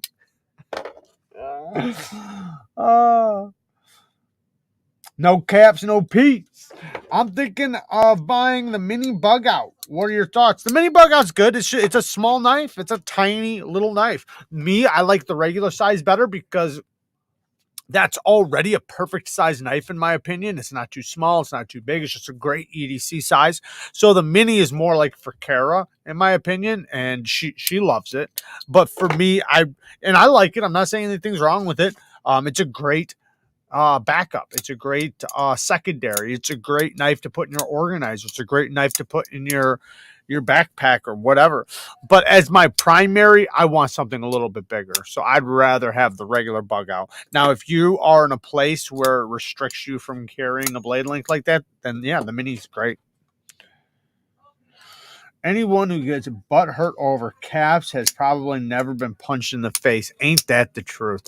You know, honestly, I didn't even never like it took like I don't know 150 comments for me to finally realize that means you're yelling. I never even knew I was yelling. I always just left it on. And then every time it was off, it looked weird, so I'd turn it back on. And yeah. But then after like a bunch of people like, why are you yelling? I'd be like, what are they talking about? And Kara would be like, yeah, because you fucking leave caps lock on. And I'd be like, oh, okay. That's why they think I'm yelling. Boats and hoes. Thank you, Cue Ball. I appreciate it, man. Thank you so much. We are going to do a party live stream 100%. We're going to do a celebration, and it is going to be this shit. Who cares if I'm yelling?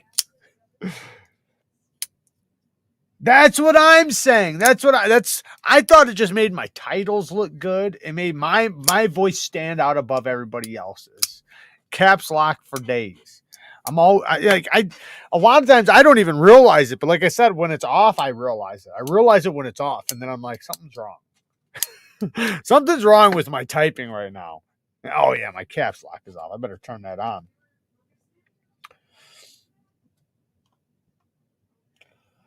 John Evans says, tell them you are not yelling. Hot damn it. I'm just enthusiastic. That's all. Every time I get somebody in the my comment section, because they'll say something and I'll respond. And when I respond, obviously it's in caps lock. And they always ask, why are you yelling? And I always respond back in all caps with an exclamation point at the end. I'm not yelling. The exclamation point always really, adds a little cherry on top to the I'm not yelling. Thanks for the feedback. I just asked them about the warranty in Germany. If they say it's valid, I will buy it. There you go. I'm not sure. You know, I have no idea. It might not be, to be honest. At the very least, they might be valid, but they might not pay for shipping. That might be your thing.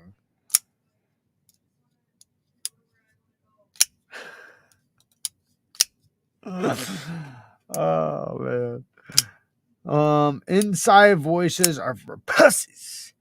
I'm just super enthusiastic about talking knives. Right? Talking knives. That's what I say. I get excited when I talk about knives. I'm not yelling, I'm just excited. Don't forget to put a couple ones after the 111. Yeah, do instead of one exclamation point, put like 3 or 4 so they really know you're yelling. The roaster says mine is empty. Fill her up, Breeze.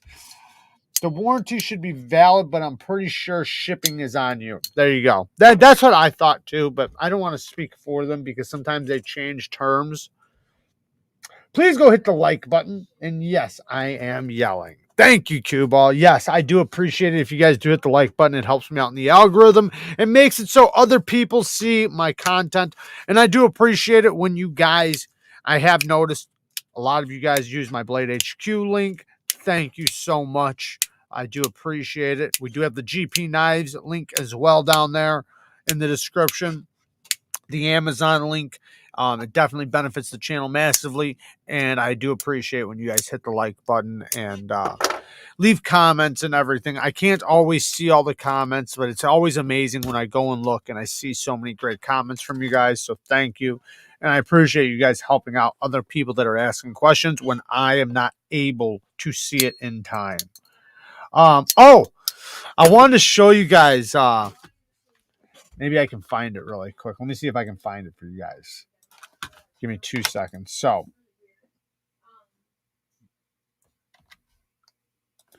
this is this video that somebody showed me earlier on Instagram. It is...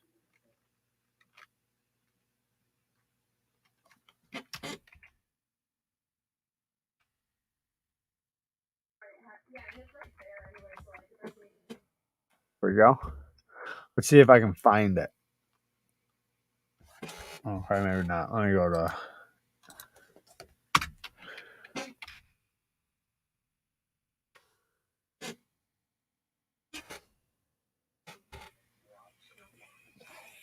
Wrong one. Damn it. Too many of this person. Might not be able to find it.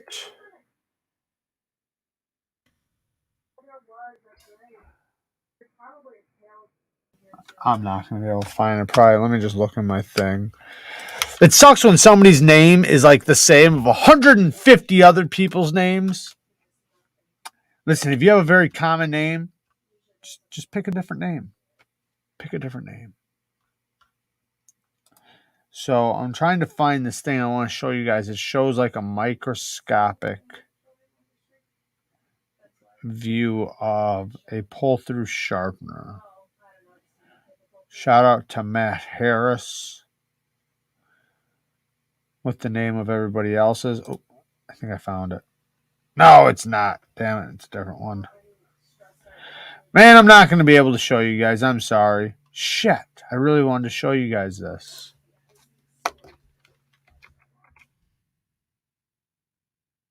Try this.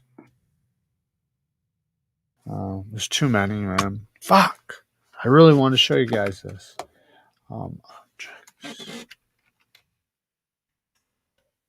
Try this.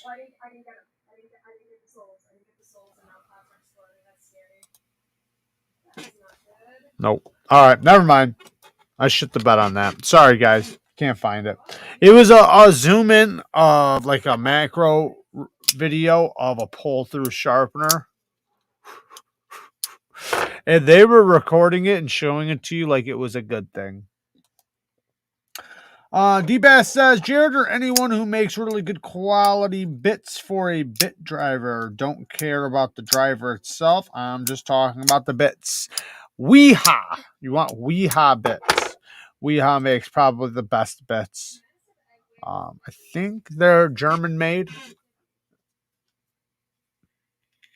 but it's hardened steel. That's the most important part. Anytime you get bits, you want to make sure, because you'd be surprised how many bits out there are not hardened. And you'll get them, you'll use them once, and they'll just strip right away. You got to make sure they're hardened. So WEHA, just like this is spelled. WEHA.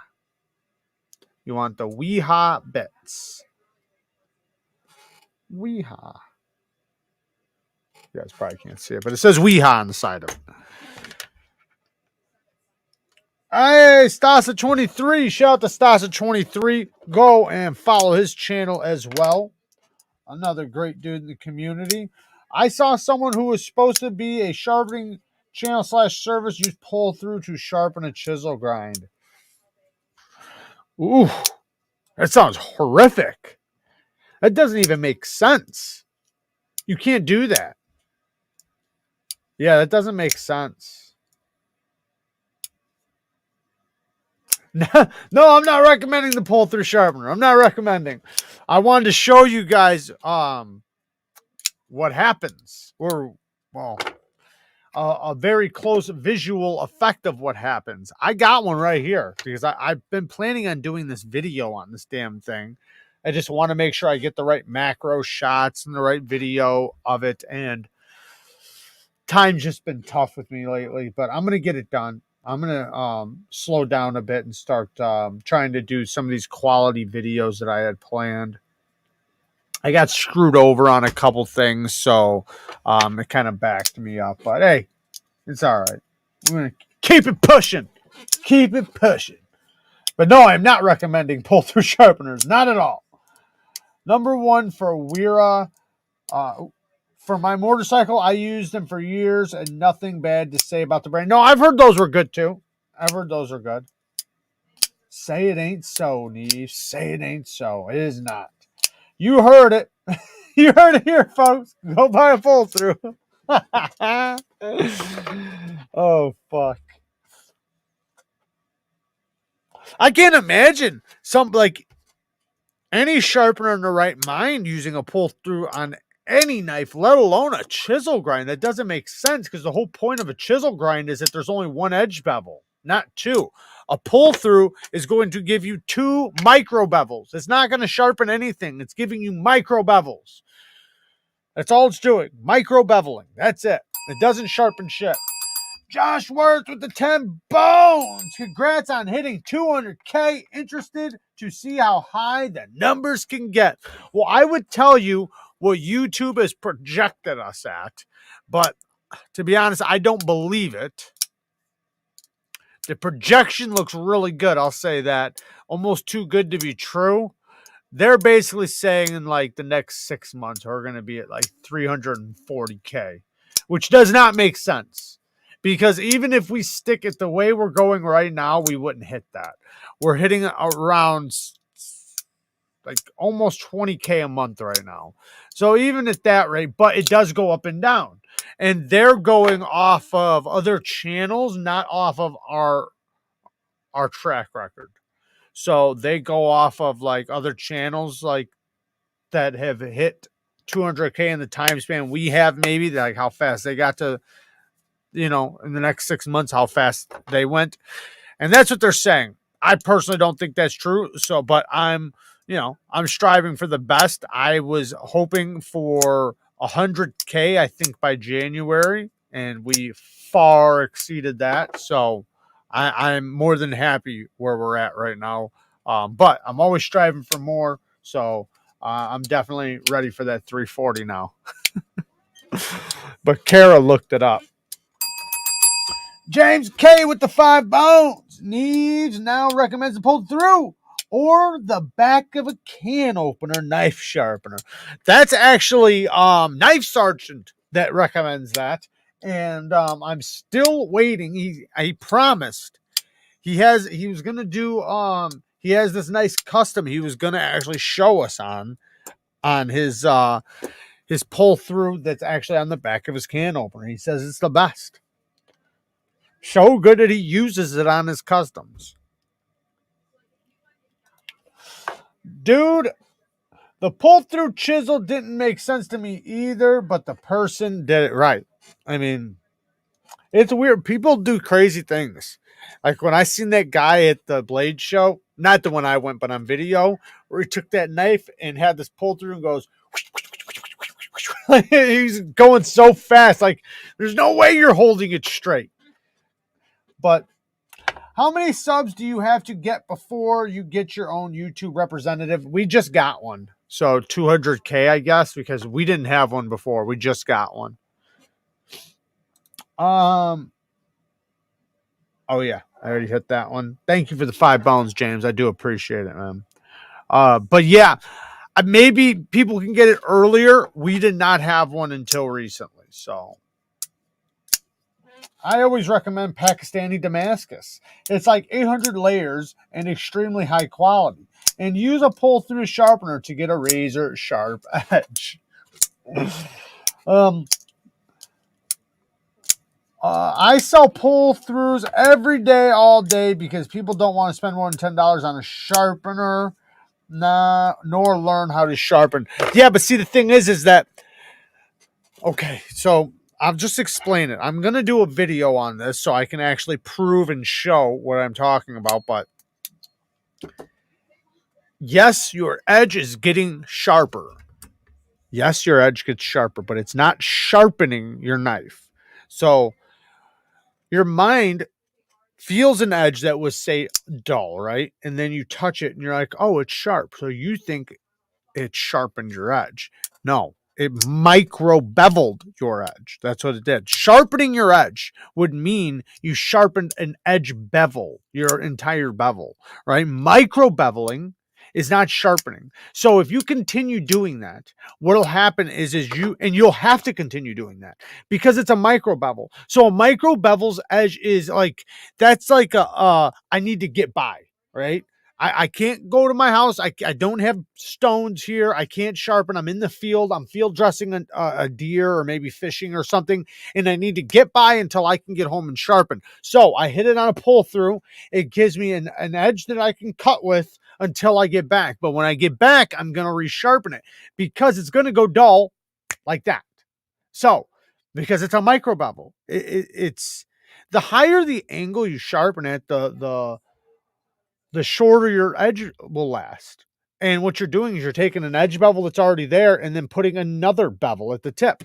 So now what's going to happen is that's going to go dull fast. So then what are you going to do? You're going to put it back through the pull through. Okay. So now you're going to do another micro bevel on your micro bevel. So now that's going to last even less as long as the first one. Do it again, less as long as that one. And that's what it'll continue doing because it's basically taking an edge and just going ding, ding, ding, ding, ding, ding. Like because eventually that edge bevel, you're tearing steel off. You're just tearing it off. And when you're tearing it off, you're basically shredding like a line down the sides of the very tip of the apex. You're just like basically rolling metal off of the very tip of the apex. And then now that gets a little thicker.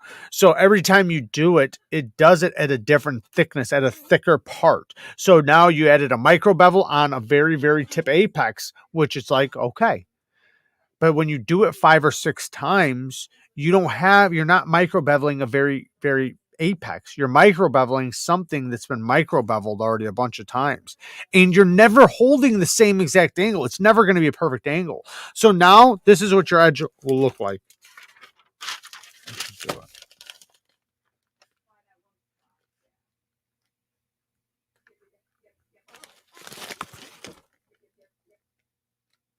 That's your edge after. The first time it's going to look like this.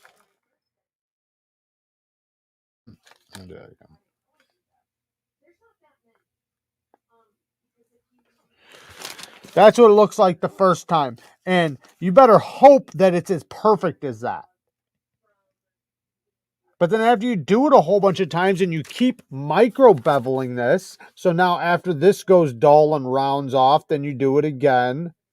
Then it rounds off. And every time you do it, you're knocking off more and more steel. So then you do it again and then again and again. It just destroys your edge. So that's not sharpening, right? Sharpening would be me removing this steel from here all the way and creating a whole new apex. Now, you can add a micro bevel to that if you want to, for toughness or something like that. But you usually don't want to do it with a pull-through sharpener. Like I said, it's something to get you by for the moment. What's up, Spanky?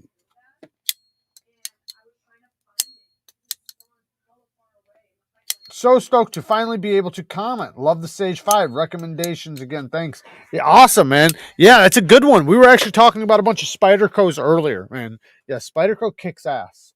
Turns your edge into a radius. Thank you, Fiend. Yes, exactly. You can cut that paper now that you've drawn on it. That's true. That's true. And why wouldn't we, right? Why wouldn't we when we have an actual sharpened edge, right? An actual sharpened edge.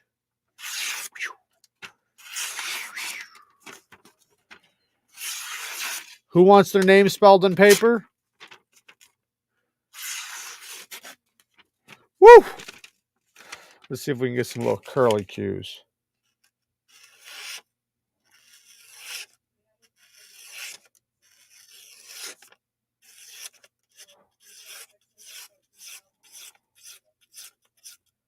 Ooh, almost getting my finger there.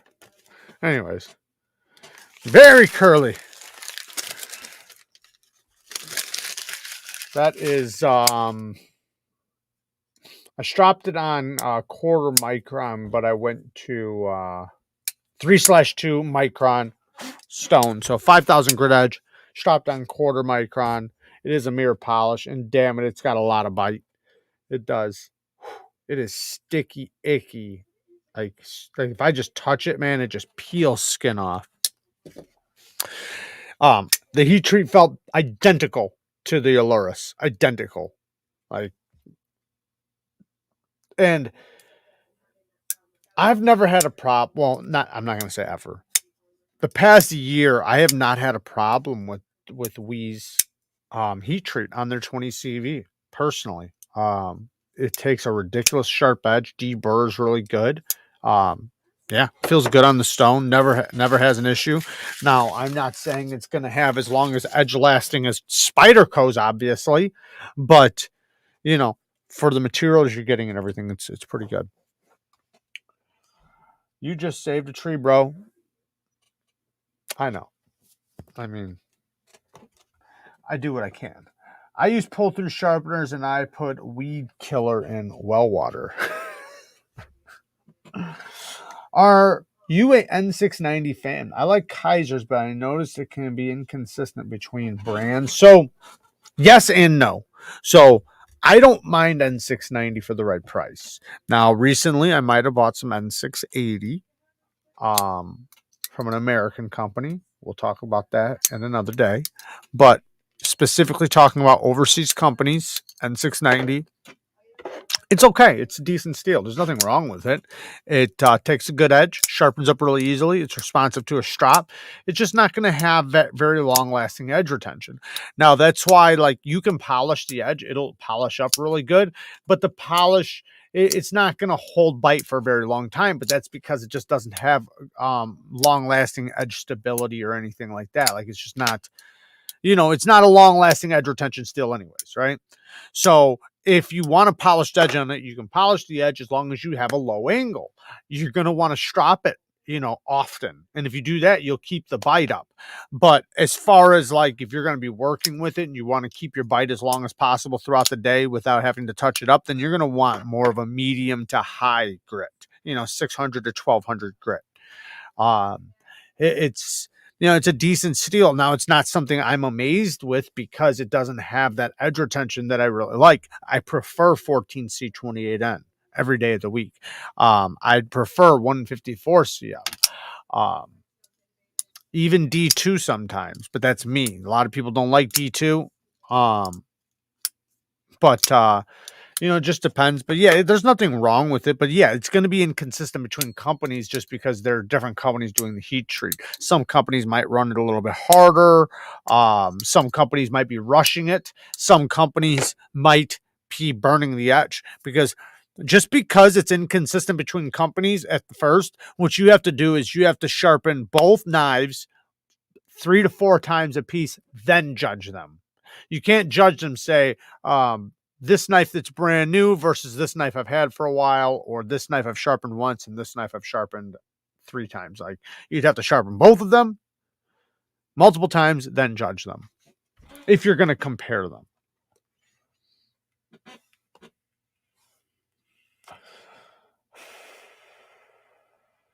20 CV Deca or Magna Cut Deca.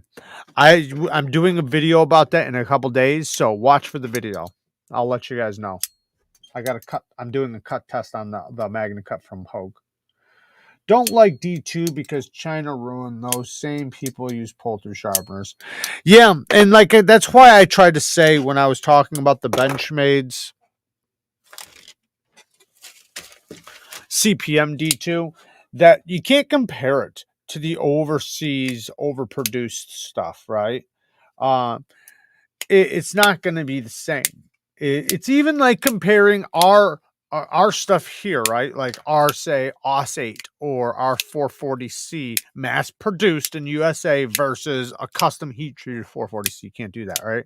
And I'm not saying this is a custom heat treat, it's still a production heat treat, but I'm just saying, like, you can't compare it to a company that's mass producing as much and as fast as they are for $20 knives versus something that's more money and probably has a better quality heat treat on it. I don't know who Benchmade uses for their heat treat, but you know, it's going to be better than most overseas stuff, especially as far as D2 goes. And plus, this is a CPM D2, so it's a powdered version of D2. So you're already getting a little bit better stain resistance. It's going to be tougher, and you're going to get a little bit better edge retention out of it. And I'll tell you what, man, like I said earlier when we were talking, this shit felt great on the stone. The best D2 I felt in a long time right here. It felt phenomenal on the stone. I was heavily impressed.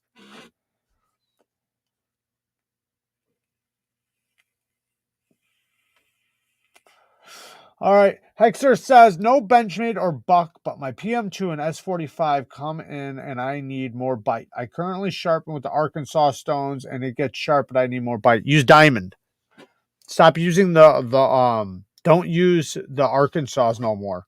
So the Arkansas, they're not cutting the carbides and the steel. They're not able to. So what they do is they rip the steel from around the carbides. You can even, I can show you a picture right now. If you guys want to see it, fuck it, I'll just do it right now.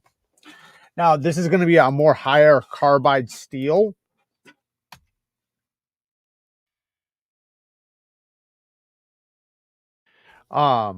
But this is basically what happens with an Arkansas. So here, I'll just, let me share this with you guys really quick. So give me 1 second. Why is my thing down? Sorry, guys. Hang on 1 second. There we go. So basically what happens is the stone strips the steel from around the carbide. So if you guys see right here, all these little bubbles are carbides. Okay, I'm going to show you an up close. So these are carbides, right? See the carbides in the steel? So you see how the carbide sticks up out of the steel right here? So when you sharpen this, you want this all to sharpen at the same time with the carbides. So all these little bubbles right there, that's carbides, because, and you see it right there. See, this is a carbide right here. This is a carbide right here. And see the strips around it, like it looks like it's melting. That's the steel being stripped from around it with a stone like an Arkansas stone. So what happens is the carbide gets left there and then eventually gets exposed, and then it cracks. So then what happens is it starts microchipping and things like that. That was other stuff. This is just showing burrs. But here, you see the carbide right here? The carbide, you can see it's actually been sharpened and cut down. Now this one, I'm not positive. I could look into it. Yeah, see, this one's done with a DMT. See, this one's done with diamond. You see how it's cut the carbide? The carbide is cracked a little bit, but it's still cut and it's shaved down. Now with the other stones, like Arkansas stones, the carbide will be sitting on the surface and will shatter. So like right here, you can see how the carbide is nice and cut. Right here, carbide, nice and cut. So get diamond. That's what I can tell you. Get diamonds and you'll be way more happier with your edges.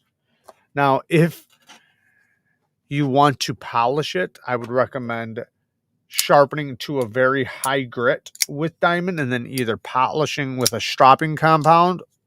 Personally, I like to just go with diamonds all the way up. If I'm going to polish, I want to polish with diamonds and then finish off with stropping. But you can absolutely sharpen and then polish with a stropping compound. But the problem is you'll have more chances of rounding your edge and taking away the bite you're looking for. So if you want the highest amount of bite, come fresh off the stone with whatever grit you want to finish on and only strop 5 to 10 passes per side and make sure you're stropping good. Don't raise your angle up. Arkansas are great stones, but they're great stones for simple steels.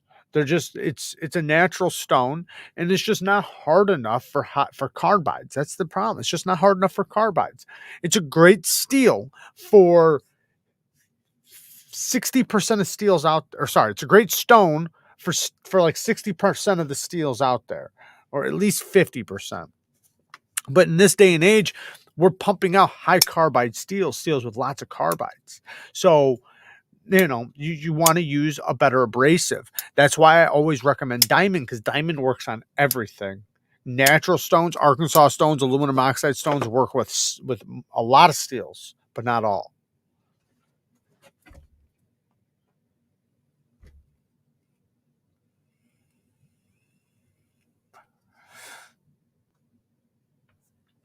The A says Arkansas will still refine your apex. Excuse me. No need to make dozens of passes if it's all you have and you have a if it's all you have and you want a finer edge, it's fine, especially if you use a slightly higher angle and almost micro bevel it. So that doesn't make much sense to me.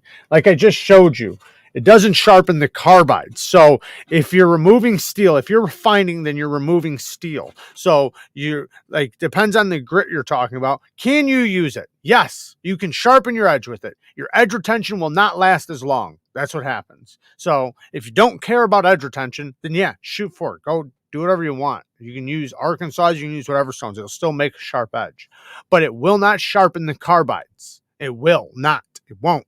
So if you're removing steel, like especially in a high carbide steel, right? Like we just showed, you've seen how many carbides are there. The carbides in the K390, that's what that was. It's riddled with carbides. So the surface of the edge, when you sharpen, it has a bunch of carbides there. So if you're going to refine it, then you're gonna basically make the carbides pop out of the surface, and you're going to remove the steel around it. Now, obviously, if you're just going to hone really quick or something, yeah, it's fine. You're just honing. And maybe possibly if you're just going to do a quick micro bevel, it could be fine. But why wouldn't you just use a ceramic at that point? Right? If you're going to do that, ceramic is much harder than an aluminum oxide, and it's much more affordable. So if you're going to use an Arkansas for that specific thing, why wouldn't you just use a ceramic? What's a good set that won't break the bank? Ultra sharp.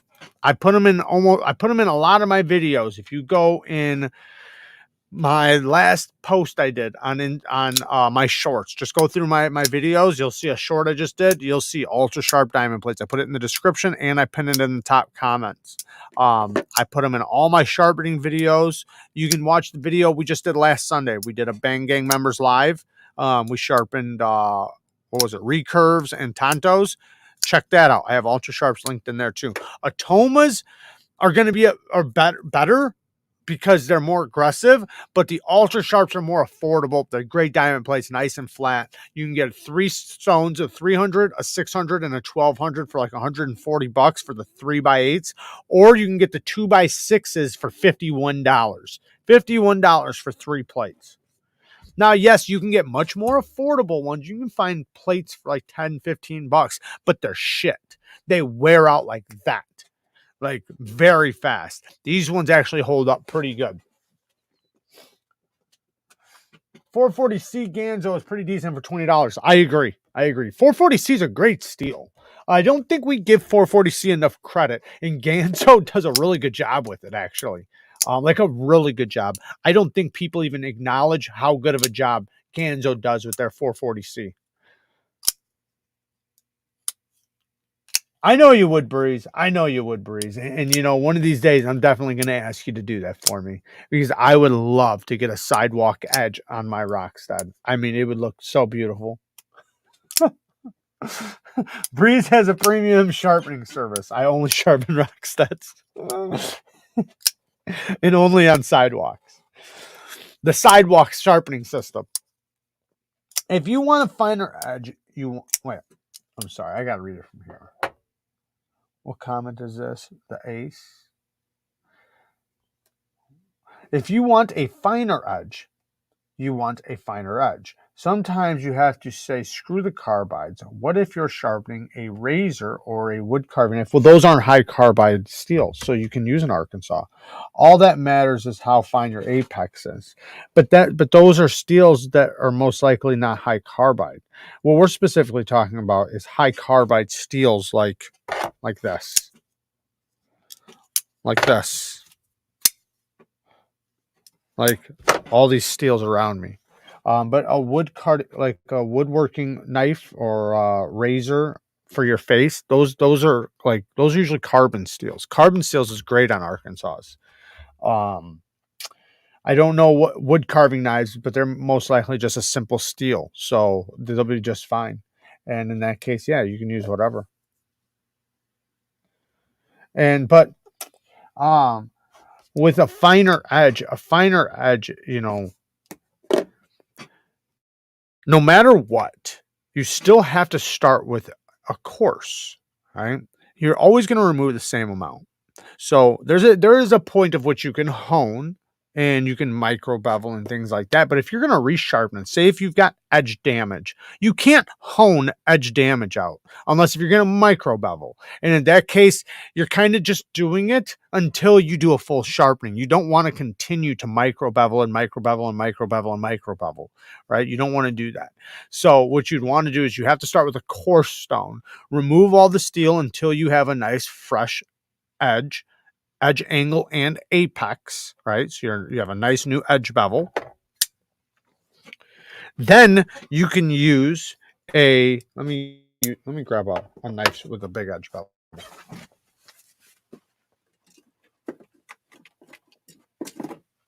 Then you can use a medium grit, then a finer stone, and then a finer stone to get the finer. Oh shit, I got stuff on my edge. If you guys know what I'm saying, like you don't want to just go with a fine stone. A fine stone is just going to it's like taking put it this way. It's like me taking a wooden table, scratching it all to shit, right? And then telling you to clean it with a paper towel and a wipe. You can't, right? There's too many scratches in the surface. Wiping it down with a paper towel and some soap is not going to do anything. You need to start with a coarse to lay it all flat, to get all the scratches nice and flat, then a medium grit sandpaper, then a fine grit sandpaper, then a finer grit sandpaper, then a finer grit sandpaper, then a polishing sandpaper. Then you have a nice flat, level surface for you to clean it. But if you want to get a nice, sorry, I have schmuck on my edge, but don't mind the schmuck on my edge. It's tape and stuff. But if you want a nice, fine, polished edge, you have to go through the process. The process is going to require you to start with a coarse, a medium. Let me wipe this off. A coarse, a medium, a fine, ultra fine, and then a polishing stone. And then you can get that super fine edge. I mean, I do this every day. So, I know a bit about polishing an edge. and different steels and how to do it. And different stones. I mean, I have over 150 different kinds of stones. I've used every kind of stone there is out there. And not just once. I've used them religiously. And I know what works best. You know, like I wouldn't be saying it if I haven't used it. If I haven't used it, I just tell you I haven't tried that. But I've tried every kind of stone out there on every kind of steel out there. And I used to sharpen high carbide steels with aluminum oxide stones. And I thought because they got sharp that, like, what is everybody talking about? It gets sharp. It's sharp as hell. And, but then I wound up realizing, oh, wow, my edge goes dull very fast. Like, it just depends on what you want. If you don't care about that, then go to town. I won't tell you what to do. Bald assassin with the 10 bones. What are the limits of ceramic stones in terms of blade steels it can sharpen, like the Sharpening or Spyderco ceramic? So this is the thing. You can go to town with ceramic. Ceramic works just fine. Now, here's the thing, though. You're not sharpening with them. You're honing with them. So you've already sharpened your edge. You're refining it. So what you're going to do is you're not going to even start with a ceramic until you're over a fine grit, right? So like a coarse, let's say 300, right? Anywhere from 50 grit to 300 grit is a coarse. 600 grit is a medium, between 400 and 800 grit. 800 to 1200 is a fine grit. And then ultra fine would be over 1200, right? Over like 2000. So that's when you can start using the ceramics and getting, like the Spyderco ultra sharp, or sorry, Spyderco ultra fine. So that's when you can start using them and getting results from them. But your edge is already sharpened. You're basically just taking because your scratch pattern is so fine already. It's not a deep scratch pattern. So you're basically just massaging out the scratches and making the edge polish. So if that makes sense. You're not removing steel is basically what I'm saying, or at least not much. The amount of steel you're removing is such a tiny, tiny amount. It's kind of like if I was going to draw a picture, right, of scratches.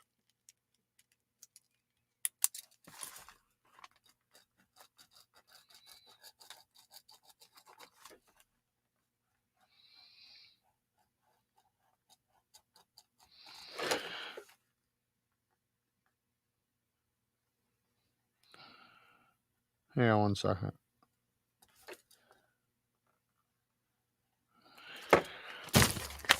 Let's say you have a coarse edge and you need to get out these type of scratches, right?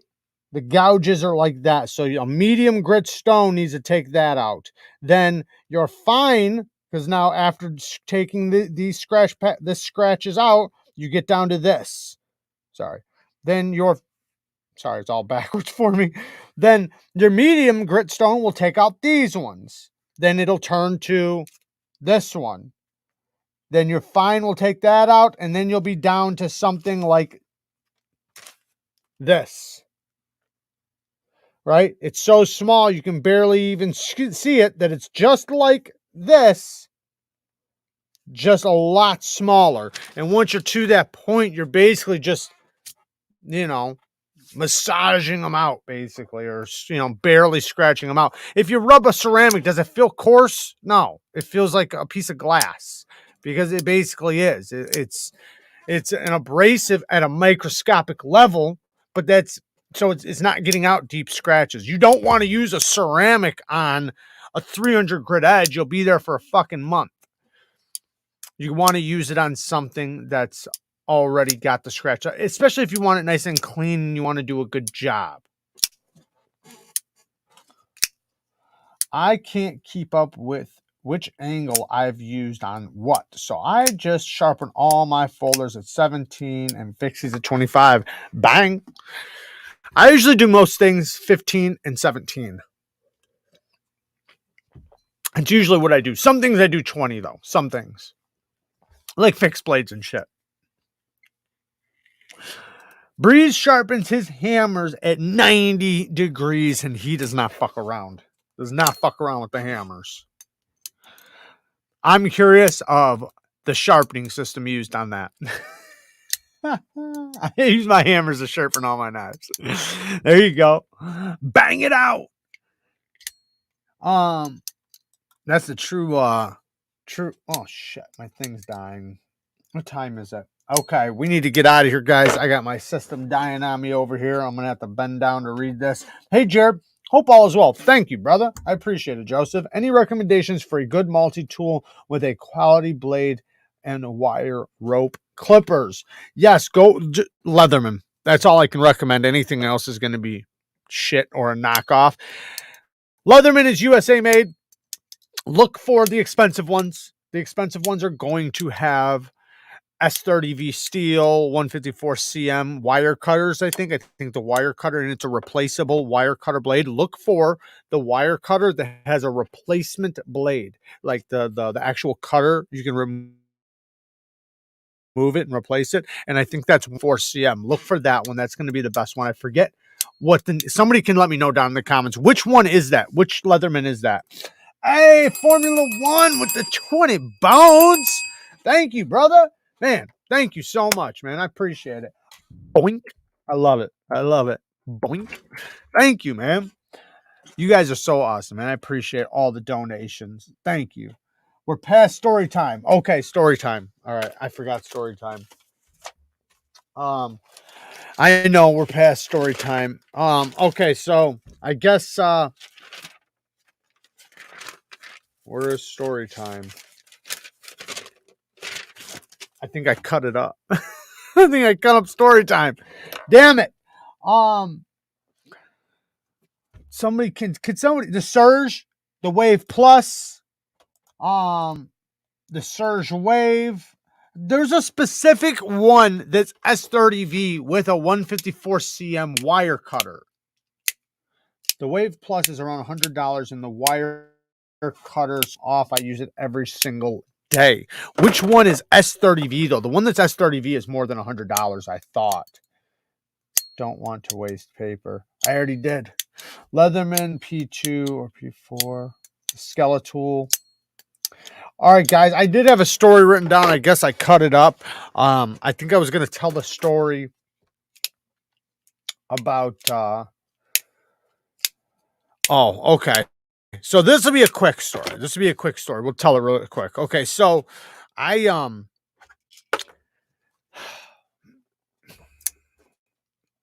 So somebody had gotten... I think like a warrant or something like that. And... had left town, right? They had like dipped. They weren't really coming back, at least not for a long time.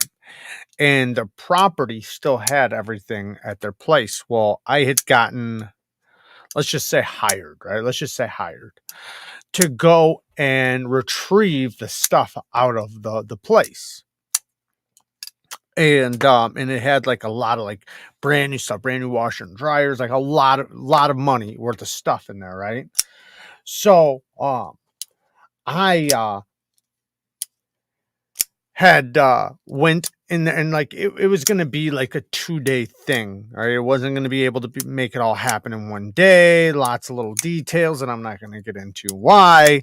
Anyway, so everything goes nice and smooth. Well, then the second day, the second or third day, a cop winds up getting called by the neighbor or something like that. And they wind up showing up. Well, we wind up seeing them, and before getting caught in any way, shape, or form in the property or anything like that, we drove off. And they followed us and wound up pulling us over, right? So I wind up getting arrested. Not for anything of that, but for something I had on me. And so I get arrested and go to jail, whatever, blah, blah, blah. Get out, and I have court. Well, I wound up running from the courts and getting a warrant and all this shit. And eventually I wound up getting locked up. Because of me evading the warrant and everything. And I've told you guys stories about me running from them for months at a time. That was one of the times, like one of the deals, like the reason why. But anyways, in court though, when I remember actually, this is funny. When I was in jail, it was only for a couple weeks, but when I was in jail, I was actually in jail when when President Trump got elected. And because of him getting elected and, the media and everything causing such a fucking big deal, they locked us down. So this is the story now. So when I'm in there, right, when I first got in there, I was getting in all kinds of trouble, like left and right. Like I just could not stay out of trouble. And so every time I got in trouble, I got put in seg, so, or at the very least, I got put on like 24-hour lockdown, something like that, just like little slaps on the wrist. But the point is that you want out, right? You don't want to be locked up in your cell, especially like when you first get there and everything. Like, if you've been comfortable for a while, it might not be a big deal, but you're not used to their program and everything yet. You're starving to death, lots of things. Anyway, so I'm in there and I keep getting in trouble, man. I just cannot get out of fucking trouble. Like just for like little stuff left and right. Then finally I get out, right? I get let out of seg, and now I'm out with the population. And fucking Trump gets elected. So they locked us all down, scared that we were gonna riot, right? Scared that we were gonna riot, as if anybody gives a fuck. Nobody cared. It was so confusing. Everybody in there was so confused. Like, we're getting locked down for what? Why? Like, and they're asking, like, the COs are going by, why are we on lockdown? And the only thing they would say is, a president got elected, or Trump got elected. And then you'd see people like confused, like, what? Like, what? But this is what the media did. The media had publicized this thing so much to the point to where people were probably rioting and fighting on the streets a little bit, but not to the point that motherfuckers locked up in jail give a shit. Like, none of those people pay taxes. None of those, most of them. I'm not gonna say all. 90% of them don't. 90% of them, they don't give two fucks about, so it was just like, it was super weird. But what sucked for me was that I had just finally gotten out. I remember this, and I remember getting locked back up again. And I was so pissed. Like, I was so ready to get out that like I started fighting like with the COs, because you just become like like you feel like a locked up animal, like you're starving and so many fucking things. And if I had been in there for a while, it would have been different. But since I was fresh, that's why it was like that. Anyways, but I wound up beating the case. Overall, that specific case, I wound up beating it because in court, the judge my public defender, actually, not even a lawyer, my public defender, who is a beast. Shout out to that guy. That guy was good, man. He was really good. He brought the police officers that arrested me up on the stand and basically interrogated them in the trial, and had gotten the judge to agree that they legally pulled me over, even though a call had went out about me, that a random call, right? You can't just arrest somebody or pull somebody over for a random call. Like, they didn't, when they showed up, they didn't have any, because they didn't see anything, right? They had followed us, so they didn't see anything. We didn't run from them. We didn't show any signs of anything. So the only reason why they pulled us over, in order for me to get arrested, was based on a phone call, which wouldn't hold up in court,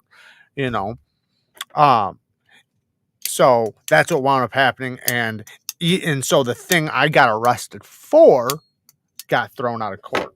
And then I wound up Yep, their Charge series is even more expensive than the Surge, which is the most heavy duty one they have.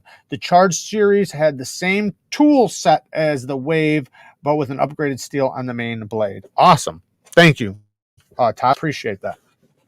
But yeah, it wound up being a bunch of crap. They did not have probable cause. Right. They didn't have probable cause to pull us over, first of all. Then they didn't have well, technically, after they pulled us over, they technically had probable cause to arrest because the driver, I wasn't alone, the driver didn't have a license. So at that point, they had probable cause to arrest that person, but not to mess with me. But that person got it all dropped too because they didn't have the right to actually pull them over. Regardless if they didn't have a license, they didn't know that the person didn't have a license. So because of all of those factors and everything, my public defender wound up bringing up a case of which somebody was in a shutdown McDonald's parking lot and wound up getting pulled over and arrested for being in a parking lot after hours or whatever, and it got thrown out of court. And they said that if that person couldn't be considered probable cause, neither could mine. Right? Just because you're at a place that you're not supposed to be at doesn't give you probable cause to pull you over, especially when you assess the situation and the person's not running, right? Because we never tried to run. But little do they know that if they would have just did a tiny fraction, a bit of investigation, I would have been in a lot of trouble. But they did not. Anyways, guys, we're going to get out of here. I know I kind of rushed that story, and the reason why is because this thing has 2% battery. So my apologies for not getting into finer details. Thank you to everybody who showed up tonight. Thank you to everybody who donated. Shout out to all the Patreon members. Watch out for the Patreon giveaway on Friday. And shout out to everybody who joins me and sits here and hangs out with me and hits the like button and uses my links and shows so much love to me. I do appreciate it. Todd, thank you for explaining the whole deal on the Leatherman. I don't have a lot of them, so it's difficult for me to explain every single which one. I do look them up sometimes, so I know which ones exist. I just don't know all their names and everything. But I love you guys. Thank you guys for everything. Shout out to all my moderators. Shout out to the Bang Gang Squad. Peace.